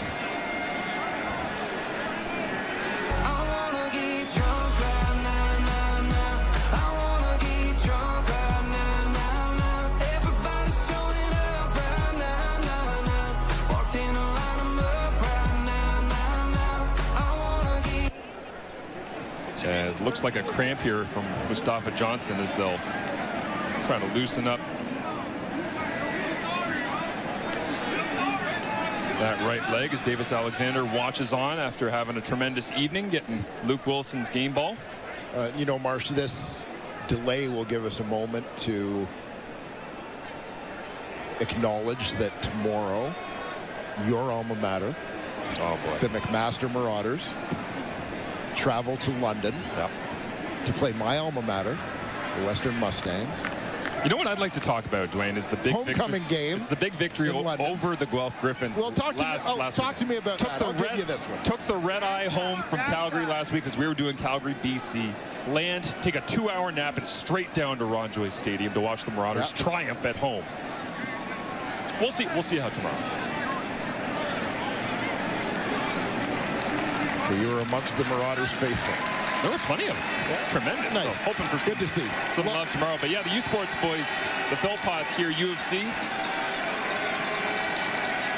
Plenty of great university games around the country, and you got to think every single young receiver across the country is watching these two brothers right now and loving their work in the Canadian Football League. Vernon Adams Jr. after the Mustafa Johnson delay will get wrapped up and brought down. And Tyrese Beverette there once again. Yeah, crazy. Timeout, Calgary. Beverette second on this team in defensive plays behind only Darnell Sankey, but the fact that for this guy. It's a quiet year by Tyrese Beverett standards, as he has set the bar pretty high during his time as an Alouette. The tackle that Beverett made earlier as well, by the way, on that Jalen Philpott catch, kind of got up, hobbled, and all the rest. And you wonder, and then 30 seconds later, he's flying into the backfield like the previous play never happened. We've seen that so many times from him. It's 2nd down and 11.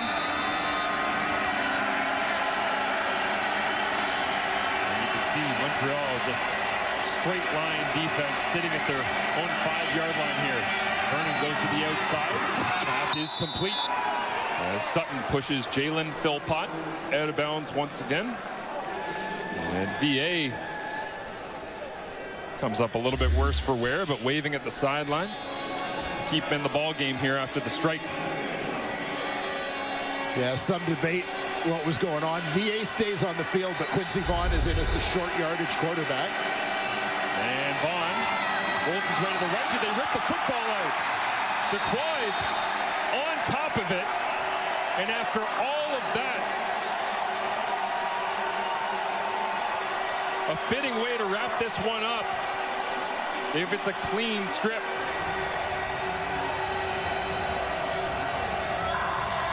Well, an odd-looking play from the start.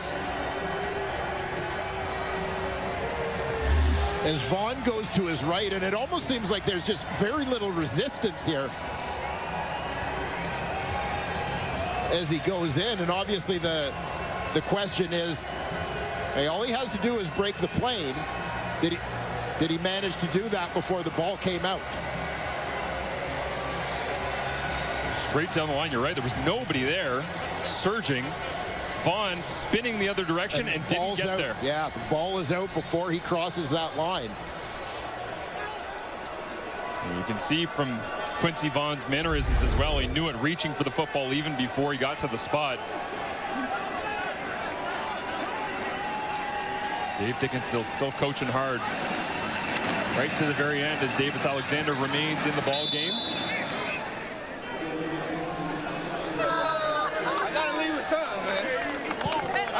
Wes Sutton with the big defensive play, popping that ball free. Veteran halfback.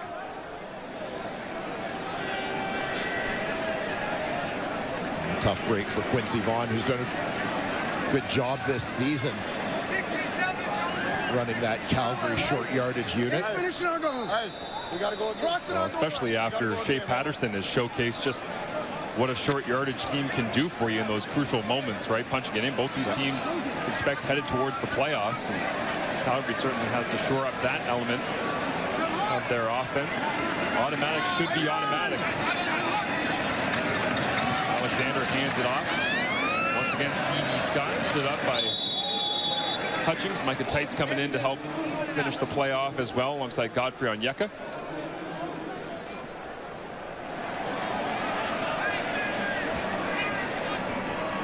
Alouettes nursing that 18-point lead, preserved by the Wes Sutton strip at the goal line. Happy just to play it safe here.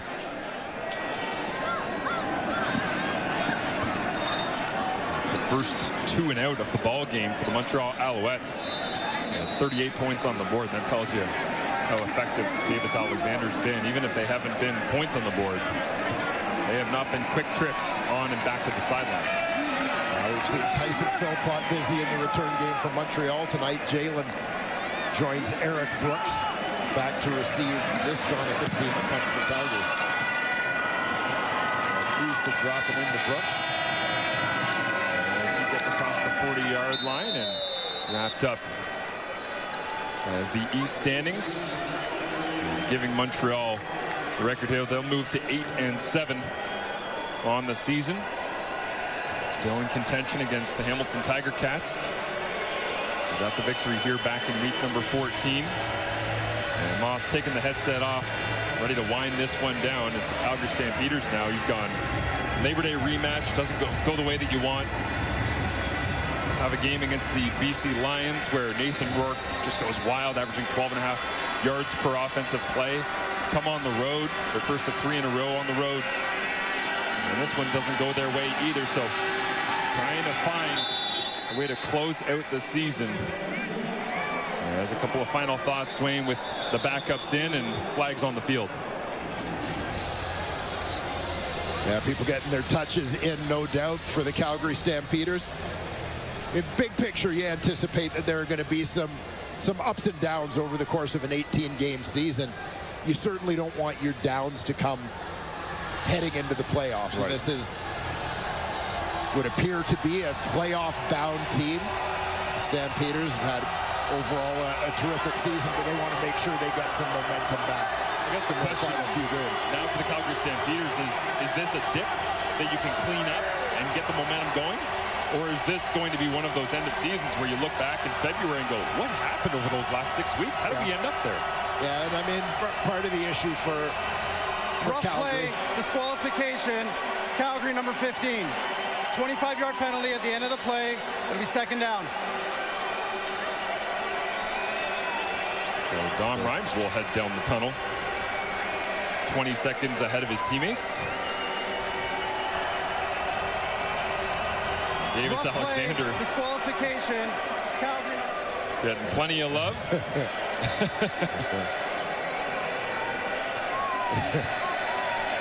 Enjoy the moment, kid. CFL record all by himself, winning his first 9 starts in the Canadian Football League. And he gets to enjoy it, and the crowd gets to lay it on him. But you and I both know, Dwayne, the support system, whether it's a backup veteran like McLeod Bethel-Thompson, Anthony Calvillo being in the building, Jason Moss being your head coach, as a young quarterback, there's not a lot of better situations you could possibly be in for Davis Alexander, and it's shown through. Yeah, absolutely. And I mean, he had Cody Fajardo here as his veteran through his first stretch here. Trevor Harris before that. Starting to sound like the Bell Center in here. What's going on? Cheering at the Bell Center last night. Oh, massive collision. Darnell Sankey's not done playing, even though there's 20 seconds left. And a little pushing and shoving, and another flag thrown at the end of that one.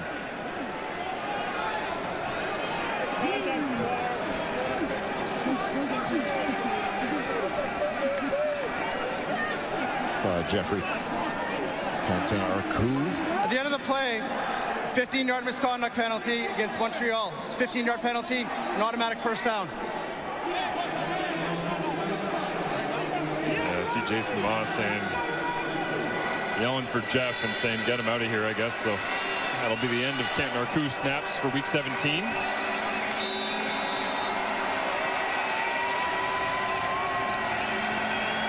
And Moss will be significantly happier when the clock strikes zeros and he can go talk to his team in the locker room. Ludwig Choquette in as the backup running back carrying the rock.